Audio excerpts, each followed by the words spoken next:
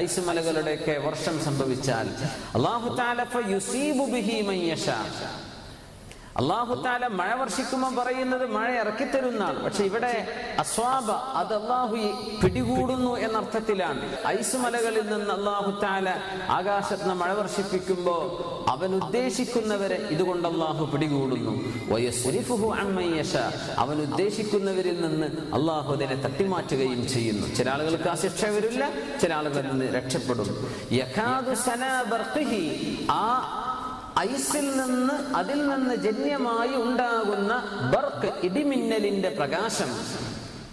ഇടിമിന്നലുണ്ടാകുമ്പോൾ ശക്തമായ പ്രകാശം ഉണ്ടാകും. ആ ഇടിമിന്നലിന്റെ പ്രകാശം യദ്ഹബു ബിൽ അബ്സാർ, മനുഷ്യന്റെ കാഴ്ച തന്നെ കൊണ്ടുപോകുമാറായിട്ടുണ്ട്.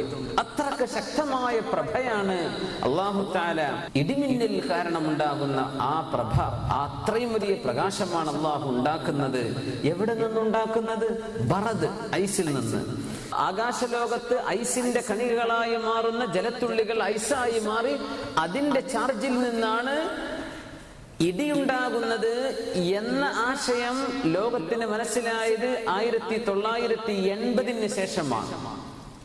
ഇടിയും മിന്നലുണ്ടാവുന്ന കഥ നമ്മൾ വായിച്ചതൊക്കെ ഇപ്പൊ ഔട്ട്ഡേറ്റഡ് ആണ്, നമ്മൾ പഠിച്ചതല്ല ഇപ്പൊ ഇടി ഉണ്ടാവാനുള്ള കാരണം. മുമ്പൊക്കെ അങ്ങനെയാ പറഞ്ഞിരുന്നത്. മേഘങ്ങൾ, വിപരീത ചാർജുകളുള്ള മേഘങ്ങളുടെ അവരുടെ സംയോജനം കാരണം രണ്ട് മേഘങ്ങൾക്കിടയിലൂടെ, അല്ലെങ്കിൽ മേഘവും ഭൂമിയും ഇതിന്റെ ഇടയിലൂടെ ശക്തമായ വൈദ്യുത ചാർജ് കടന്നു പോകുമ്പോഴാണ് ഇടിമിന്നൽ ഉണ്ടാകുന്നത് എന്നാണ് നമ്മളൊക്കെ പഠിച്ചു പോകുന്നത്. ഓർമ്മ എന്നറിയില്ല, നമ്മളൊക്കെ സ്കൂളിലൊക്കെ പഠിച്ചത്. പക്ഷേ ഇന്നത് തിരുത്തിയത് എപ്പോഴാ? 1980 ശേഷം, 20-ാം നൂറ്റാണ്ടിന്റെ ആ 80 വർഷങ്ങൾക്ക് ശേഷമാണ് സുബ്ഹാനല്ലാഹ് ഇടി ഉണ്ടാവാനുള്ള കാരണം ഐസ് കട്ടകളുടെ ചാർജുകളാണ് ഇതിന്റെ കാരണം. അല്ലാഹു തആല യകാദു സനാ ബർഖിഹി, ഹി എന്ന് പറഞ്ഞ ആ ബർക്ക്, സന എന്ന് പറഞ്ഞ പ്രകാശം, കത്തിജ്വലിക്കുന്ന പ്രകാശത്തിനാണ് സന എന്ന് പറയാ.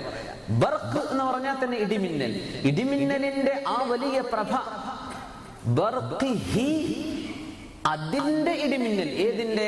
അഹി എന്നത് മിൻ ബറദിൻ, ഐസ് എന്ന് പറഞ്ഞ വാക്കിലേക്കാണ് മടങ്ങുന്നത്. ആ ദമീറിന്റെ മർജിഅ ഇലൈഹി ബറദ്. അപ്പൊ ഐസിനാൽ ഉണ്ടാകുന്ന ഇടിമിന്നൽ, ആകാശലോകത്തെ മേഘത്തിന്റെ ഉള്ളിൽ അതിസാന്ദ്രം -ഡിഗ്രി, -40-നും 60-നും 60ഓളം, -60ഓളം വരുന്ന ഡിഗ്രിയിൽ അതിസൂക്ഷ്മമായ ഐസ് കണങ്ങളായിട്ടാണ് അല്ലാഹു തആല ഈ മേഘങ്ങളെ ആകാശലോകത്ത് നിർത്തുന്നത് എന്ന് ഇന്ന് നമുക്കൊക്കെ വ്യക്തമായി അറിയുന്ന വളരെ പഠനങ്ങൾ നടന്ന വിഷയമാണ്. ആ ഐസിലൂടെയാണ്, അതിന്റെ ചാർജുകളിന്റെ വ്യത്യാസങ്ങളിലൂടെയാണ് സത്യത്തിൽ വൈദ്യുത തരംഗങ്ങൾ ഉണ്ടാക്കുന്ന ഇടിമിന്നലുകൾ ഉണ്ടാകുന്നത്. അള്ളാഹുവിന്റെ പരിശുദ്ധ മഹാനായ ശൈഖ് സഗലൂൽ അൻ-നജ്ജാർ അമദ്ദല്ലാഹു ഫീ ദില്ലിഹി, അവരെ പോലെയുള്ള മഹാന്മാരായ പണ്ഡിതന്മാർ ഈ ആയത്ത് വിശുദ്ധ ഖുർആനിന്റെ വലിയൊരു അത്ഭുതങ്ങളിൽ അത്ഭുതമാണെന്ന് പറഞ്ഞിട്ടുണ്ട്. കാരണം ഐസിന്റെ ചാർജുകളാണ്, ഐസ് ഏറ്റവും മുകളിലേക്ക് പോയി മേഘത്തിന്റെ മധ്യഭാഗത്ത് വന്ന് പതിക്കുന്ന പതനങ്ങളിലൂടെയാണ് ഈ ചാർജ് രൂപപ്പെടുന്നതെന്നും അതിലൂടെയാണ് സത്യത്തിൽ ഇടിമിന്നൽ ഉണ്ടാകുന്നത് എന്നും കണ്ടെത്തപ്പെട്ടത് ഈ അടുത്ത സമയത്താണ്. സുബ്ഹാനല്ലാഹ്, അത്രയും അത്ഭുതകരമായ വിവരങ്ങൾ, അതിസൂക്ഷ്മമായ വിവരം 21-ാം നൂറ്റാണ്ടുകാർക്ക്, 20-ാം നൂറ്റാണ്ടിന്റെ അവസാനക്കാർക്ക് ബോധ്യപ്പെടുന്ന രീതിയിൽ അള്ളാഹുവിന്റെ പരിശുദ്ധ വചനം നമുക്ക് പഠിപ്പിച്ചിരിക്കുകയാണ്. ഇത് അള്ളാഹുവിന്റെ അത്ഭുതമാണ്. ആ വലിയൊരു നിഅമത്തിനെ സംബന്ധിച്ചാണ് അള്ളാഹു പഠിപ്പിച്ചു തരുന്നത്. നോക്കണം, മഴയെക്കുറിച്ചുള്ള ചർച്ച, വെള്ളത്തെക്കുറിച്ചുള്ള ചർച്ച വിശുദ്ധ ഖുർആനിൽ ഒരുപാട് കാണാൻ കഴിയും. മക്കയാണെങ്കിലോ മദീനയാണെങ്കിലോ അറേബ്യയാണെങ്കിലോ വെള്ളമില്ലാത്ത നാടാണ്. വല്ലപ്പോഴും പെയ്യുന്ന മഴ അവിടെ ഉണ്ടാവുള്ളൂ. പക്ഷേ ഖുർആൻ എടുത്തു നോക്കിയാൽ മഴയെപ്പറ്റി എത്രയാണ്, മഴയുടെ ഗുണങ്ങളെപ്പറ്റി എത്രയാണ്. മേഘങ്ങളെ സംബന്ധിച്ച് മേഘപടലങ്ങൾ ഒന്നുമേ, മേഘപ്പാളി പോലും കാണപ്പെടാത്ത നിരന്തരമായ മാസങ്ങൾ കഴിഞ്ഞു പോകുന്ന പ്രദേശങ്ങളാണ് ഈ ട്രോപ്പിക് ഓഫ് ക്യാൻസർ കടന്നു പോകുന്ന സൗദി അറേബ്യ പോലെയുള്ള പ്രദേശങ്ങൾ. മഴ പോയിട്ട് മഴക്കാറ് പോലും കാണാനില്ല. പക്ഷേ അവിടെ നിന്നാണ് വിശുദ്ധ ഖുർആൻ മഴയെ സംബന്ധിച്ച് പറയുന്നത്. മഴയുടെ അത്ഭുതങ്ങൾ പറയുന്നത് അങ്ങനെയാണ്. അത് വിശുദ്ധ ഖുർആൻ ഒരു പ്രദേശത്തേക്കുള്ളതല്ല എന്ന് മനസ്സിലാക്കുന്ന ചില സൂചനകളാണത്. ഖുർആൻ എല്ലാ മനുഷ്യർക്കുള്ളതാണ്, എല്ലാ ജിന്നുകൾക്കും എല്ലാവർക്കും ഉള്ളതാണ്. എല്ലാ ജീവനുള്ള വസ്തുക്കളെയും വെള്ളത്തിൽ നിന്ന് നാം സൃഷ്ടിച്ചു എന്ന് അല്ലാഹു തആല പറയുന്നുണ്ട്. വെള്ളത്തിൽ നിന്ന് സൃഷ്ടിച്ചു. ഇന്ന് നമുക്ക് മനസ്സിലാകുന്നതാണ്, ഏതൊരു ജീവനുള്ള വസ്തുവിന്റെയും ശരീരത്തിലെ 70 മുതൽ 90% വരെ ശരീരഭാഗം വെള്ളമാണ്. നമ്മുടെ ശരീരത്തിൽ വെള്ളമാണ് ഏറ്റവും. അത് ബ്ലഡിന്റെ രൂപത്തിലാകാം, മറ്റു ലായനികളുടെ രൂപത്തിലാകാം, പക്ഷെ വെള്ളമാണ്, ജലാംശമാണ്. എല്ലാ ജീവജാലങ്ങളിലും ബഹുഭൂരിപക്ഷം 90% കാണുന്നത് ജലാംശങ്ങളാണ്. ജീവജാലങ്ങൾ ഉണ്ടായത് വെള്ളത്തിൽ നിന്നാണ് എന്ന് പറയുന്നത് ഒരിറ്റു വെള്ളം പോലും കിട്ടാനില്ലാത്ത നാട്ടിൽ വെച്ചാണ്. വിശുദ്ധ ഖുർആൻ അല്ലാഹുവിന്റെ വചനമാണെന്നതിന്റെ ഏറ്റവും വലിയ ദൃഷ്ടാന്തങ്ങളാണ് അല്ലാഹു പറയുന്നത്. മനുഷ്യനുണ്ടായത്, ജീവജാലങ്ങൾ ഉണ്ടായത് മറ്റെന്തുകൊണ്ടുമാകാം, പക്ഷേ അറേബ്യയിൽ ജീവിക്കുന്ന ഒരു മനുഷ്യനെ സംബന്ധിച്ചിടത്തോളം വെള്ളത്തിൽ നിന്നാണെന്ന് ചിന്തിക്കാൻ കഴിയില്ല. കാരണം അതവർക്ക് ലഭ്യമല്ല. അത് ഏറ്റവും കൂടുതൽ ദൗർലഭ്യം അനുഭവിക്കുന്ന സാധനമാണ് വെള്ളം. വെള്ളമല്ലാത്ത മറ്റെന്തുമാകാമായിരുന്നു, പക്ഷെ അള്ളാഹു പറഞ്ഞത് വെള്ളത്തിൽ നിന്നാണ്. സുബ്ഹാനല്ലാഹ്. അതൊരുപാട് കാലങ്ങൾക്ക് ശേഷം വരാൻ പോകുന്ന യുക്തിവാദം തലയിലേക്ക് കയറുന്ന ആളുകൾക്ക് ബോധ്യപ്പെടാൻ അള്ളാഹുവിന്റെ ചില രഹസ്യങ്ങൾ ചില വചനങ്ങളിലൂടെ സൂക്ഷിച്ച് തന്നിരിക്കുകയാണ് മനുഷ്യർക്ക് ബോധ്യപ്പെടാൻ. അവർ വിശ്വസിക്കുന്നില്ലേ? അവർ കാണുന്നില്ലേ? അള്ളാഹു പടച്ചത് ജീവജാലങ്ങൾ മുഴുവനും വെള്ളത്തിൽ നിന്നാണ്. അപ്പോ ഇവിടെ അല്ലാഹു തആല നമുക്ക് പഠിപ്പിച്ചു തരുന്നത് മേഘത്തെ സംബന്ധിച്ച്, വിവിധ തരത്തിലുള്ള മേഘങ്ങളെ കുറിച്ച്, ഇടിമിന്നലിനെ കുറിച്ച്, പിന്നെ ആകാശലോകത്ത് ഐസിന്റെ പർവ്വതങ്ങളുണ്ട് എന്ന്. ഫി ളിലാലിൽ ഖുർആൻ എന്ന് പറഞ്ഞ തഫ്സീർ എഴുതിയിട്ടുണ്ട് മർഹൂം സയ്യിദ് ഖുതുബ് എന്ന് പറഞ്ഞ ഒരു വലിയ പണ്ഡിതൻ. അദ്ദേഹത്തിന്റെ ളിലാലിൽ ഖുർആനിൽ അദ്ദേഹം ഈ ആയത്തിനെ തഫ്സീർ ചെയ്തുകൊണ്ട് ഇങ്ങനെ പറഞ്ഞു, ആകാശലോകത്ത് മലകളുണ്ട് എന്ന് മനുഷ്യന് ബോധ്യപ്പെടുന്നത് എപ്പോഴാണ്? ആകാശത്തുകൂടെ ഫ്ലൈറ്റിൽ മനുഷ്യൻ പറക്കാൻ തുടങ്ങിയപ്പോഴാണ് ആകാശലോകത്ത് പർവ്വതങ്ങൾക്ക് സമാനമാണ് മേഘങ്ങൾ എന്ന് മനസ്സിലായത്. ഭൂമി നോക്കിയാൽ നമുക്ക് മനസ്സിലാവുന്നില്ല. സയ്യിദ് ഖുതുബ് അവര് പറയുന്നത്, വിശുദ്ധ ഖുർആനിന്റെ ഈ പ്രവചനം ഫ്ലൈറ്റിലൂടെ മേഘങ്ങൾക്ക് എത്രയോ മുകളിലൂടെ പറക്കാൻ മനുഷ്യന് അവസരം കിട്ടിയപ്പോഴാണ് ആ മേഘങ്ങൾ പർവ്വതങ്ങളെ പോലെ തോന്നുന്നുണ്ടല്ലോ. ഭൂമി നോക്കിയത് മനസ്സിലാവില്ല. മിൻ ജിബാലിൻ ഫീഹാ മിൻ ബറദിൻ. മേഘങ്ങൾ പർവ്വതങ്ങളെ പോലെയാണെന്ന്. എത്രയാണ് പർവ്വതങ്ങൾ? ആകാശലോകത്തെ മേഘങ്ങളുടെ ഹൈറ്റ് എത്രയാണ്? 4 കിലോമീറ്റർ മുതൽ 25 കിലോമീറ്റർ വരെ ഹൈറ്റിലുള്ള മേഘത്തിന്റെ പർവ്വതങ്ങൾ ആകാശലോകത്തുണ്ട്. ഇത് മനുഷ്യന് ബോധ്യപ്പെട്ടത് എപ്പോഴാ? പറക്കാൻ തുടങ്ങിയപ്പോഴാണ്. സയ്യിദ് ഖുതുബ് ആധുനികൻ പണ്ഡിതനാണ്, മരിച്ചുപോയി. പക്ഷെ അദ്ദേഹം പറയാണ്, ഇതൊക്കെ ആകാശത്തുകൂടെ പറക്കുന്നതിന് മുമ്പ് മനുഷ്യന് ചിന്തിക്കാൻ കഴിയില്ല. മേഘം പർവ്വതം പോലെയാണെന്ന്.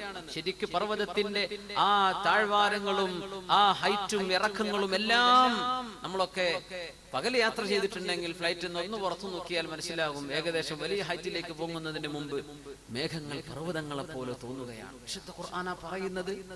എത്ര വലിയ അത്ഭുതമാണ്! എത്രയോ വർഷങ്ങൾക്ക് മുമ്പല്ലേ പറയുന്നത്? മേഘങ്ങൾ പർവ്വതങ്ങളാണ് ആകാശലോകത്ത്. 4 കിലോമീറ്ററോളം ആ പർവ്വതങ്ങളുടെ അസ്ഥിവാരമാണ്. അതിന്റെ മുകളിലോട്ട് 25 കിലോമീറ്റർ വരെ ഹൈറ്റിലോട്ട് പോകുന്ന അത്രയും വലിയ ഹൈറ്റുള്ള പർവ്വത സമാനങ്ങളായ മേഘങ്ങൾ അള്ളാഹുവിന്റെ ആകാശലോകത്തുണ്ടാകുന്നുണ്ട്. പക്ഷെ എല്ലാ മേഘങ്ങളും അത്രയും ഹൈറ്റിലല്ല. പക്ഷേ അത്രയും ഹൈറ്റുള്ള പർവ്വതങ്ങളെ പോലെയുള്ള മേഘക്കൂട്ടങ്ങൾ അള്ളാഹുവിന്റെ ആകാശലോകത്ത് കാണപ്പെടുന്നുണ്ട്. സുബ്ഹാനല്ലാഹ്. അലം തറ അന്നല്ലാഹ്, അല്ലാഹു തആല മനുഷ്യന് ജീവിക്കാൻ ആവശ്യമാക്കി വെച്ച ജീവൽ വസ്തുവാണ് വെള്ളം, ജലം എന്നത്. അല്ലെ, നമ്മൾ വെള്ളം പാഴാക്കാൻ പാടില്ല എന്നൊക്കെ പറയുമ്പോൾ നമ്മളത് ശരിക്കും മനസ്സിലാക്കണം. പ്രത്യേകിച്ച് ഇവിടെയൊക്കെ അബുദാബിയിലൊക്കെ വെള്ളം ഉണ്ടാക്കുന്നത് ഡിസാലിനേഷൻ ചെയ്തിട്ടാണ്. ഉപ്പുവെള്ളം ശുദ്ധമാക്കി അത് വാട്ടർ വേപ്പറാക്കിയിട്ട് നീരാവിയാക്കി. നമ്മൾ ഒരു ഗ്ലാസ് വെള്ളം എന്ന് പറഞ്ഞാൽ ആ ഒരു ഗ്ലാസ് ആവാൻ മാത്രം നീരാവിയാക്കി എടുത്തിട്ട് ആ നീരാണ് നമ്മൾക്ക് ഒരു ഗ്ലാസ് ആയി കിട്ടുന്നത്. ഒരു ബക്കറ്റ് വെള്ളം എടുത്താൽ ആ ഒരു ബക്കറ്റ് വെള്ളം ആവണമെങ്കിൽ എത്ര പ്രോസസ്സ് നടക്കണം! സുബ്ഹാനല്ലാഹ്. അപ്പോ നമ്മളൊക്കെ ഏറ്റവും കൂടുതൽ കരുതലോടുകൂടെ വെള്ളം ഉപയോഗിക്കേണ്ട ആളുകളാണ്. ഇദാഅത്തുൽ മാലാണ്, സമ്പത്തിനെ നശിപ്പിക്കലാണ്. അത് ചെയ്യാൻ പാടില്ല. അല്ലാഹുവിന്റെ നിഅമത്ത് നന്ദികേട് ചെയ്യലായി പോകും. അത്രക്കും റസൂലുള്ളാഹി സ്വല്ലല്ലാഹു അലൈഹി വസല്ലം തങ്ങൾ പറഞ്ഞ അങ്ങനെയല്ലേ, വുളു എടുക്കുന്ന സമയം മനുഷ്യന്റെ വസ്വാസ് ഉണ്ടാവാൻ പാടില്ല. 3 പ്രാവശ്യത്തിലധികം നിങ്ങൾ കഴുകണ്ട. അല്ലെ, നിങ്ങളൊരു നദിക്കരയുടെ അടുത്താണെങ്കിൽ തന്നെയാണെങ്കിലും 3 പ്രാവശ്യം കഴുകിയാൽ മതി. പുഴയല്ലേ, ഇതിൽ ഇഷ്ടം പോലെ ഞാൻ കഴുകാനില്ലെങ്കിലും ആ വെള്ളം ഒഴുകല്ലേ എന്ന് പറഞ്ഞ് അവിടെ കഴുകാൻ തുടങ്ങിയാൽ പുഴ ഇല്ലാത്തോടത്ത് ചെന്നാലും അവൻ അതന്നെ ശീലമായി പോകും. സുബ്ഹാനല്ലാഹ്. പുഴന്റെ അരികത്താണെങ്കിൽ പോലും 3-ലേറെ തവണ ചെയ്യേണ്ട റസൂലുള്ളാഹി സ്വല്ലല്ലാഹു അലൈഹി വസല്ലം. അവിടുന്ന് ഒരു മുദ്, ഒരു സ്വാഅ് ഒക്കെ അത്രയും വെള്ളം ഉപയോഗിച്ച് ഫർളായ കുളി പോലും കുളിച്ചിട്ടുണ്ടെന്ന് കാണിച്ചു തന്നിട്ടുണ്ട്. വളരെ കുറഞ്ഞൊരു പാട്ട വെള്ളം കൊണ്ട് നമുക്ക് വളരെ റാഹത്തായിട്ട് ഒതു കൊടുക്കാൻ പറ്റും. നമുക്ക് വെള്ളമൊക്കെ ഒന്ന് സ്പീഡ് കുറയുന്ന സ്ഥലത്തെത്തുമ്പോഴേക്കും ഭ്രാന്താണ്. പഠിച്ചവനെ, വെള്ളം സ്പീഡ് ഇല്ലല്ലോ. എവിടെങ്കിലും വല്ല പള്ളിയിലൊക്കെ വെള്ളം വളരെ കുറച്ചാണെങ്കിൽ, പക്ഷെ അതാണ് ഖൈർ. കുറച്ചൊരു ക്ഷമയൊക്കെ ഉണ്ടെങ്കിൽ വളരെ ഖൈർ. അതാണ് നമുക്ക് ഒരുപാട് ഖൈർ അതുകൊണ്ട് കിട്ടും. ഇബ്നു അബ്ബാസ് റളിയല്ലാഹു അൻഹു ഒരാളിങ്ങനെ ധാരാളം വെള്ളം ഉപയോഗിച്ചപ്പോൾ പറഞ്ഞതാണ്, ഇങ്ങനെ വെള്ളം ഉപയോഗിക്കല്ലേ, വളരെ കുറച്ച് പോരെ നിനക്ക് വെള്ളം, എനിക്കിത് പോരാന്ന് പറഞ്ഞു. നിന്നെക്കാളും ഖൈറായ ഒരാൾ റസൂലുള്ളാഹി സ്വല്ലല്ലാഹു അലൈഹി വസല്ലം ഇതിനേക്കാളും കുറച്ച് വെള്ളം ഉപയോഗിച്ച് ഉദു കൊടുത്തിട്ടുണ്ടല്ലോ എന്ന് മഹാനായ ഇബ്നു അബ്ബാസ് റളിയല്ലാഹു അൻഹു ആ മനുഷ്യനോട് പറഞ്ഞു കൊടുത്തു. ഭൂമിയുടെ 2/3 ഭാഗം അല്ലാഹു ഉപ്പുവെള്ളമാണ് വെച്ചിട്ടുള്ളത്. എല്ലാ സമുദ്രങ്ങളും ഉപ്പുവെള്ളമാണ്. ശുദ്ധവെള്ളം ആശ്രയിച്ചേ നമുക്ക് ജീവിക്കാൻ കഴിയും. ശുദ്ധവെള്ളം നമുക്ക് കിണറുകളിലൂടെ അല്ലാഹു നൽകുന്നുണ്ട്. പുഴകൾ, അരുവികൾ, ജലാശയങ്ങൾ. പക്ഷേ ഈ ജലാശയങ്ങളൊക്കെ വറ്റിക്കൊണ്ടു ഇതിനൊക്കെ വെള്ളം കുറഞ്ഞു വരും, കിണറുകൾ വറ്റിപ്പോകും. വർഷക്കാലം ഒന്ന് പിന്തിക്കഴിഞ്ഞാൽ നമുക്ക് ബേജാറുകളാണ്. അടിയന്തര മന്ത്രിസഭാ യോഗങ്ങൾ. എന്ത് മന്ത്രിസഭാ യോഗം അവർക്ക് മഴയ്ക്ക് തരാൻ പറ്റുമോ? ഇല്ല. നമ്മൾ ഉടനെ ഓടും കേന്ദ്രത്തേക്ക്. എന്ത് കേന്ദ്രം? അവർക്ക് എന്ത് ചെയ്യാൻ പറ്റും? മഴക്ക് മഴ തന്നെ വേണ്ടേ? അത് അള്ളാഹു തന്നെ തരണ്ടേ? ആർക്കും ഇതിൽ ഇടപെടാൻ കഴിയില്ല. അള്ളാഹുവിന്റെ മാത്രം, അള്ളാഹുവിന്റെ ഖുദ്റത്ത്, അള്ളാഹു തആല അവന്റെ റഹ്മത്ത് ഇറക്കിയാൽ മാത്രമേ കിട്ടുകയുള്ളൂ. വെള്ളം ഇവാപറേഷൻ നടക്കും. വെള്ളം, നമ്മളിപ്പോ ഒരു ഗ്ലാസ് വെള്ളം റൂമിൽ വെച്ചിട്ട് നാട്ടിൽ പോയി എന്ന് വിചാരിക്കുക. നാട്ടിൽ പോയി തിരിച്ചു വരുമ്പോ ആ ഗ്ലാസ്സിലെ വെള്ളം കുറഞ്ഞിട്ടുണ്ടാവും. എന്താ സംഭവിച്ചത്? വെള്ളം താനെ നീരാവിയായി പോകും. ഒരു ഇവാപറേഷൻ എന്ന് പറഞ്ഞ സംഭവം വെള്ളത്തിൽ നടക്കുന്നുണ്ട്. ഒരു ഗ്ലാസ്സിൽ വെക്കുമ്പോൾ കുറച്ച് സമയം എടുക്കും ആ വെള്ളം. ഒരു 6 മാസത്തെ ലീവിനൊക്കെ പോയാൽ ഏകദേശം ഫുൾ ഗ്ലാസ്, അര ഗ്ലാസ്സിൽ താഴെ എത്തിയിട്ടുണ്ടാവും. നേരെ മറിച്ച് ഒരു പാട്ട വെള്ളം നമ്മൾ വെള്ളം വലിച്ചെടുക്കാത്ത പ്രതലത്തിന് ഒഴിച്ചു പോയാൽ അതിലും പെട്ടെന്ന് ആ വെള്ളം വറ്റിപ്പോവും. എന്തേ? ആ വെള്ളത്തിന് പരന്നു കിടക്കാനുള്ള അവസരം കൊടുത്തപ്പോ പെട്ടെന്ന് അത് നീരാവിയായി പോകുന്നതാണ്. ജലം വലിച്ചെടുക്കുന്ന സ്ഥലം പോകട്ടെ, അതല്ലാത്ത തന്നെ പരത്തി വെച്ചാൽ തന്നെ പെട്ടെന്ന് ഗ്ലാസ്സിലാകുമ്പോ മേൽഭാഗത്തേ പോകുള്ളൂ. അതിന്റെ പ്രതലം പരക്കുമ്പോ പെട്ടെന്ന് നഷ്ടപ്പെട്ടു പോകും, നീരാവിയായി പോകും. അപ്പോ വെള്ളം നഷ്ടപ്പെടുമ്പോൾ അതിലേക്ക് ആഡ് ചെയ്യണം. എവിടെ നിന്നാണ് ആഡ് ചെയ്യേണ്ടത്? ആരാണ് അതിലേക്ക് ചൊരിച്ചു തരേണ്ടത്? അല്ലാഹു തആല ആകാശത്ത് ലോകത്ത് തന്നെ ചൊരിച്ചു തരണം. നമുക്ക് കുടിക്കാൻ ഇപ്പോ ഡിസാലിനേഷൻ ചെയ്തിട്ട് കടൽ വെള്ളം ശുദ്ധീകരിച്ചിട്ട് നമുക്ക് വെള്ളം കുടിക്കാൻ പറ്റുമെന്ന് വിചാരിക്കുക. പക്ഷേ ആയിരക്കണക്കിന് ജീവജാലങ്ങൾ മരുഭൂമിയിലുണ്ട്. അവകൾക്ക് തിന്നാൻ പുല്ല് വേണം, ചെടികൾ വേണം. ആര് പോയി നനച്ചു കൊടുക്കുന്നതൊക്കെ? എത്രയോ നമ്മൾ കാണാത്ത പക്ഷികൾ, ജീവജാലങ്ങൾ അള്ളാഹുവിന്റെ ഭൂമിയിൽ ജീവിക്കുന്നു. ഇവക്കൊക്കെ അള്ളാഹുവിന്റെ ആകാശം തരുന്ന വെള്ളം കൊണ്ടേ നനവ് സ്വീകരിക്കാൻ പറ്റും. ആ നനവ് പിടിച്ചു വെക്കുക. മരുഭൂമിയിലൊക്കെയുള്ള ചെടികൾ ഭയങ്കര അത്ഭുതമാണ്. അള്ളാഹുവിന്റെ ഖുദ്റത്തിന്റെ ഭയങ്കര അത്ഭുതമാണ്.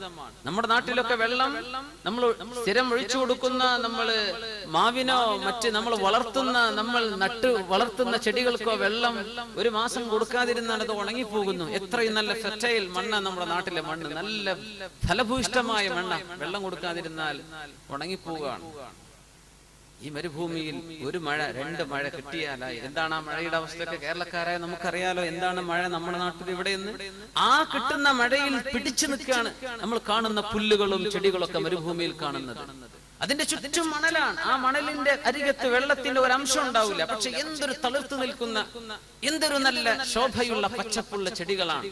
അല്ലാഹു തആല ഇത്തരം ചെടികൾക്ക് ചില അത്ഭുതം കൊടുത്തിട്ടുണ്ടെന്നാണ്. വാട്ടർ, അതിന്റെ വളരെ കുറഞ്ഞ വെള്ളം ഉപയോഗിക്കുക, അതിൽ നിന്ന് ഇവാപറേഷൻ, വെള്ളം നഷ്ടപ്പെടാതിരിക്കാൻ വേണ്ടി ഇലകളുടെ വണ്ണം കുറച്ചു കൊടുക്കുക. വീതി കുറഞ്ഞ ഇലകളാണ് കൊടുക്കുന്നത്. കാരണം ഇലകൾ പരന്നു പോയാൽ അത്രയും സ്ഥലത്ത് വെള്ളം നഷ്ടപ്പെടും. ഇലകൾ ചുരുക്കി കൊടുക്കുകയാണ്. ഈത്തപ്പനക്ക് അങ്ങനെയാണ്. ഈത്തപ്പന അങ്ങനെയാണ്, വളരെ കുറച്ച്. റസൂലുള്ളാഹി സ്വല്ലല്ലാഹു അലൈഹി വസല്ലം മുഅ്മിനായ മനുഷ്യന്റെ ഉദാഹരണമാണ് ഈത്തപ്പന എന്ന് പറഞ്ഞു. മസലുഹാ കമസലിൽ ഇന്ന മിനശ് ശജരി ശജറതൻ മസലുഹാ കമസലിൽ മുഅ്മിൻ. റസൂലുള്ളാഹി സ്വല്ലല്ലാഹു അലൈഹി വസല്ലം പറയാണ്, വൃക്ഷങ്ങളിൽ ഒരു വൃക്ഷമുണ്ട്, ആ വൃക്ഷം മുഅ്മിനായ മനുഷ്യന്റെ ഉദാഹരണമാണ്. അത് നിങ്ങൾക്ക് പറഞ്ഞു തരാൻ പറ്റുമോ? ഒരു ചോദ്യമായി തങ്ങൾ സ്വല്ലല്ലാഹു അലൈഹി വസല്ലം സദസ്സിനോട് ചോദിച്ചു. ജനങ്ങൾ മുഴുവനും പ്രാന്തപ്രദേശത്ത് വാദികളിലുള്ള മരങ്ങളെ സംബന്ധിച്ച് ചിന്തിക്കാൻ തുടങ്ങി. ഏതായിരിക്കും ആ മരം എന്നിങ്ങനെ. ഇബ്നു അബ്ബാസ് റളിയല്ലാഹു അൻഹു പറഞ്ഞു, ഞാനന്ന് കുട്ടിയാണ്, എനിക്ക് പെട്ടെന്ന് ഓർമ്മ വന്ന് ഈത്തപ്പനയാണെന്ന്. പക്ഷെ ഞാൻ വലിയ വലിയ ആളുകളൊക്കെ ഇരിക്കുമ്പോ ഞാൻ അങ്ങ് എടുത്തു പറയുന്നത് ശരിയല്ലല്ലോ, ഞാൻ മിണ്ടാതിരുന്നു. അങ്ങനെ എല്ലാവരോടും ഞങ്ങൾ ചോദിച്ചു, അവരെന്തൊക്കെയോ മരങ്ങളുടെ പേര് പറഞ്ഞു. എന്നോട് ചോദിച്ചു, ഞാൻ പറഞ്ഞു അന്നഖലത്തു യാ റസൂലല്ലാഹ് സ്വല്ലല്ലാഹു, ഈത്തപ്പനയല്ലേ നബിയെ? അത് ഈത്തപ്പന തന്നെയാണെന്ന് റസൂലുള്ളാഹി സ്വല്ലല്ലാഹു അലൈഹി വസല്ലം. ഈത്തപ്പനയാണ്. അപ്പൊ നമ്മൾ വിചാരിക്കും തെങ്ങില്ലാത്തതുകൊണ്ടായിരിക്കും അല്ലാഹുവിന്റെ റസൂലാ പറഞ്ഞത്. അല്ല, സ്വല്ലല്ലാഹു അലൈഹി വസല്ലം. തെങ്ങാണെങ്കിൽ തെങ്ങ് എന്ന് പറഞ്ഞു കൊടുക്കാം റസൂലുള്ളാഹി സ്വല്ലല്ലാഹു അലൈഹി വസല്ലം. അന്നത്തെ അറബികൾ ഇന്ത്യയിലേക്ക് വന്നു പോകുന്ന ആൾക്കാരാണ്. കേരളത്തിലെ കോഴിക്കോട്ടേക്കും അതുപോലെ തന്നെ കൊച്ചിയിലേക്കൊക്കെ എപ്പോഴും സ്ഥിരമായി വന്നു പോകുന്ന യാത്രക്കാരാണ് അറബികൾ, കച്ചവടക്കാർ. അവർക്ക് തെങ്ങറിയാം, തേങ്ങ അറിയാം. നാറജീൽ എന്ന അറബിയിൽ തേങ്ങക്ക് പേര് പോലും ഉണ്ട്. പിന്നെന്താ പ്രശ്നം? നമ്മൾ പറയും തെങ്ങിനെ പോലെയാണ് ഈത്തപ്പനലെ. എല്ലാതിന്റെ മട്ടൽ ഉപയോഗിക്കാം, അതിന്റെ തടി ഉപയോഗിക്കാം, അതുകൊണ്ട് കയറുണ്ടാക്കാം, മട്ടലെടുക്കാം. അതിലപ്പുറം ഈത്തപ്പനയിൽ മറ്റൊരു അത്ഭുതമുണ്ട്, തെങ്ങിലില്ലാത്ത അത്ഭുതമുണ്ട്. ഈത്തപ്പന വളരെ കുറച്ച് വെള്ളം സ്വീകരിച്ച് ഒരുപാട് കൊടുക്കുന്ന സാധനമാണ്. കുറച്ച് വെള്ളം എടുക്കുള്ളൂ, വളരെ കുറച്ച് വെള്ളം മതി. ആ കുറഞ്ഞ വെള്ളം എടുത്തിട്ട് ഏറ്റവും മധുരമുള്ള പഴവർഗം നൽകും. ഏറ്റവും നല്ല ശക്തമായ തണല് കിട്ടുന്ന മരുഭൂമിയിലെ തളരാത്ത തണലുള്ള ഒരു വൃക്ഷമാണ് ഈത്തപ്പന. മുഅ്മിനായ മനുഷ്യൻ അങ്ങനെയാണെന്നാണ്. മുഅ്മിനായ മനുഷ്യൻ അങ്ങനെയാണ്. നമ്മളൊക്കെ പറയാറുണ്ട്, ഈ ഹദീസ് ഓർമ്മ വരുമ്പോൾ മദ്രസയിൽ ഉസ്താദുമാരാണ് എനിക്ക് ഓർമ്മ വരിക. കാരണം ഇൽമ പഠിപ്പിക്കുന്നതിന് വളരെ കുറച്ച് തുച്ഛമായ ശമ്പളം, വളരെ കുറഞ്ഞ വേതനം വാങ്ങിയിട്ട് വളരെ കൂടുതലായ ഖൈറാത്തുകൾ തിരിച്ചു നൽകുക. കുറച്ചേ കിട്ടണുള്ളൂ, പക്ഷെ കൊടുക്കുന്നത് കൂടുതലാണ്. മുഅ്മിനായ മനുഷ്യന്റെ ഉദാഹരണം അങ്ങനെയാണെന്നാണ്. കുറെ കിട്ടണം, അതല്ല, കുറച്ച് കിട്ടിയാൽ മതി. പക്ഷെ ജനങ്ങൾക്ക് കൊടുക്കുന്നത് ഒരുപാടാണ്. കുറച്ചേ കിട്ടണുള്ളൂ, നൽകുന്നത് കൂടുതലാണ്. മുഅ്മിനായ മനുഷ്യൻ അങ്ങനെയാവണമെന്നാണ്. കുറച്ച് വെള്ളം എടുക്കുക. ആ മരുഭൂമിയിലെ മണ്ണ് എന്താണ് ആ മണ്ണിന്റെ അവസ്ഥ? അതിൽ നിന്ന് ഏറ്റവും നല്ല മധുരമുള്ള പഴം, നല്ല മധുരമുള്ള ഏറ്റവും നല്ല ഫൈബറുള്ള നല്ല പഴമാണ് ഈത്തപ്പനയുടെ ആ ഫലം. ഈത്തപ്പനയാണെങ്കിലോ കുറച്ചേ വെള്ളം അതിൽ വേണ്ടു, വളരെ കുറച്ച് മതി. തെങ്ങ് അങ്ങനെയല്ല, തെങ്ങിന് നല്ല വെള്ളം വേണം, വളം ഇട്ട് കൊടുക്കണം, ഇല്ലെങ്കിൽ തേങ്ങ കഴിക്കൂല. ഈത്തപ്പനക്ക് അതൊന്നുമല്ല പ്രശ്നം. സുബ്ഹാനല്ലാഹ്. ഇങ്ങനെ മുഅ്മിനായ മനുഷ്യനോട് ചേർന്ന് നിൽക്കുന്നത് ഈത്തപ്പനയാണെന്ന് റസൂലുള്ളാഹി സ്വല്ലല്ലാഹു അലൈഹി വസല്ലം. അതിന്റെ ആ വെള്ളത്തിന്റെ ഉപയോഗത്തിലും അത് നൽകുന്നതിലുമൊക്കെയുള്ള ഒരുപിടി അത്ഭുതങ്ങൾ.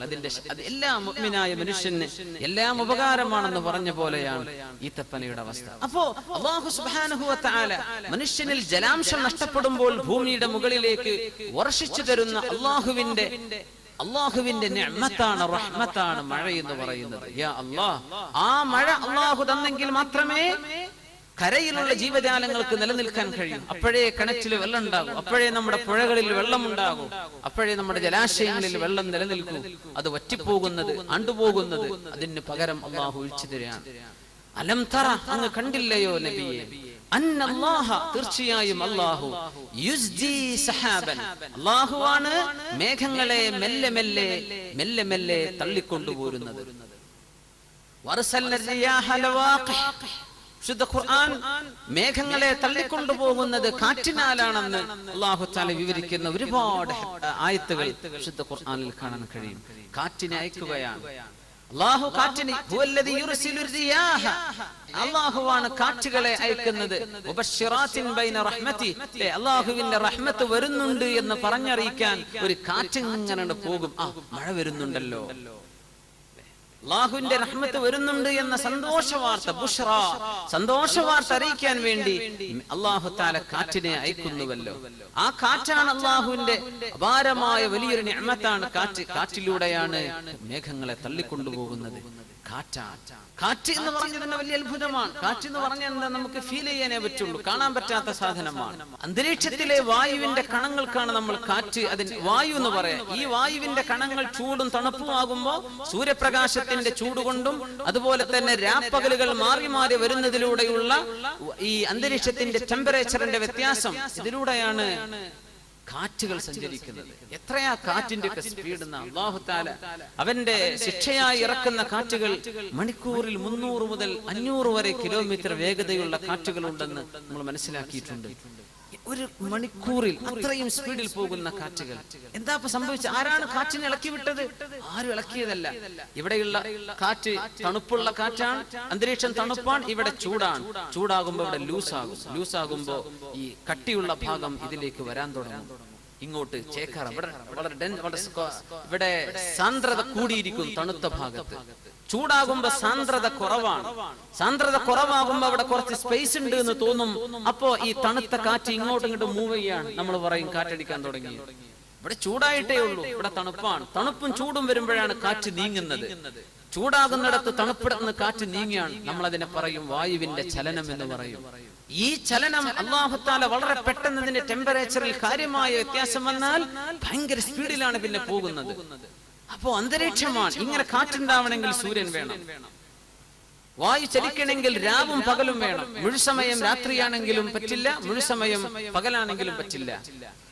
ഈ 4 കാലാവസ്ഥകൾ മാറി മാറി വരണം. സുബ്ഹാനല്ലാഹ്.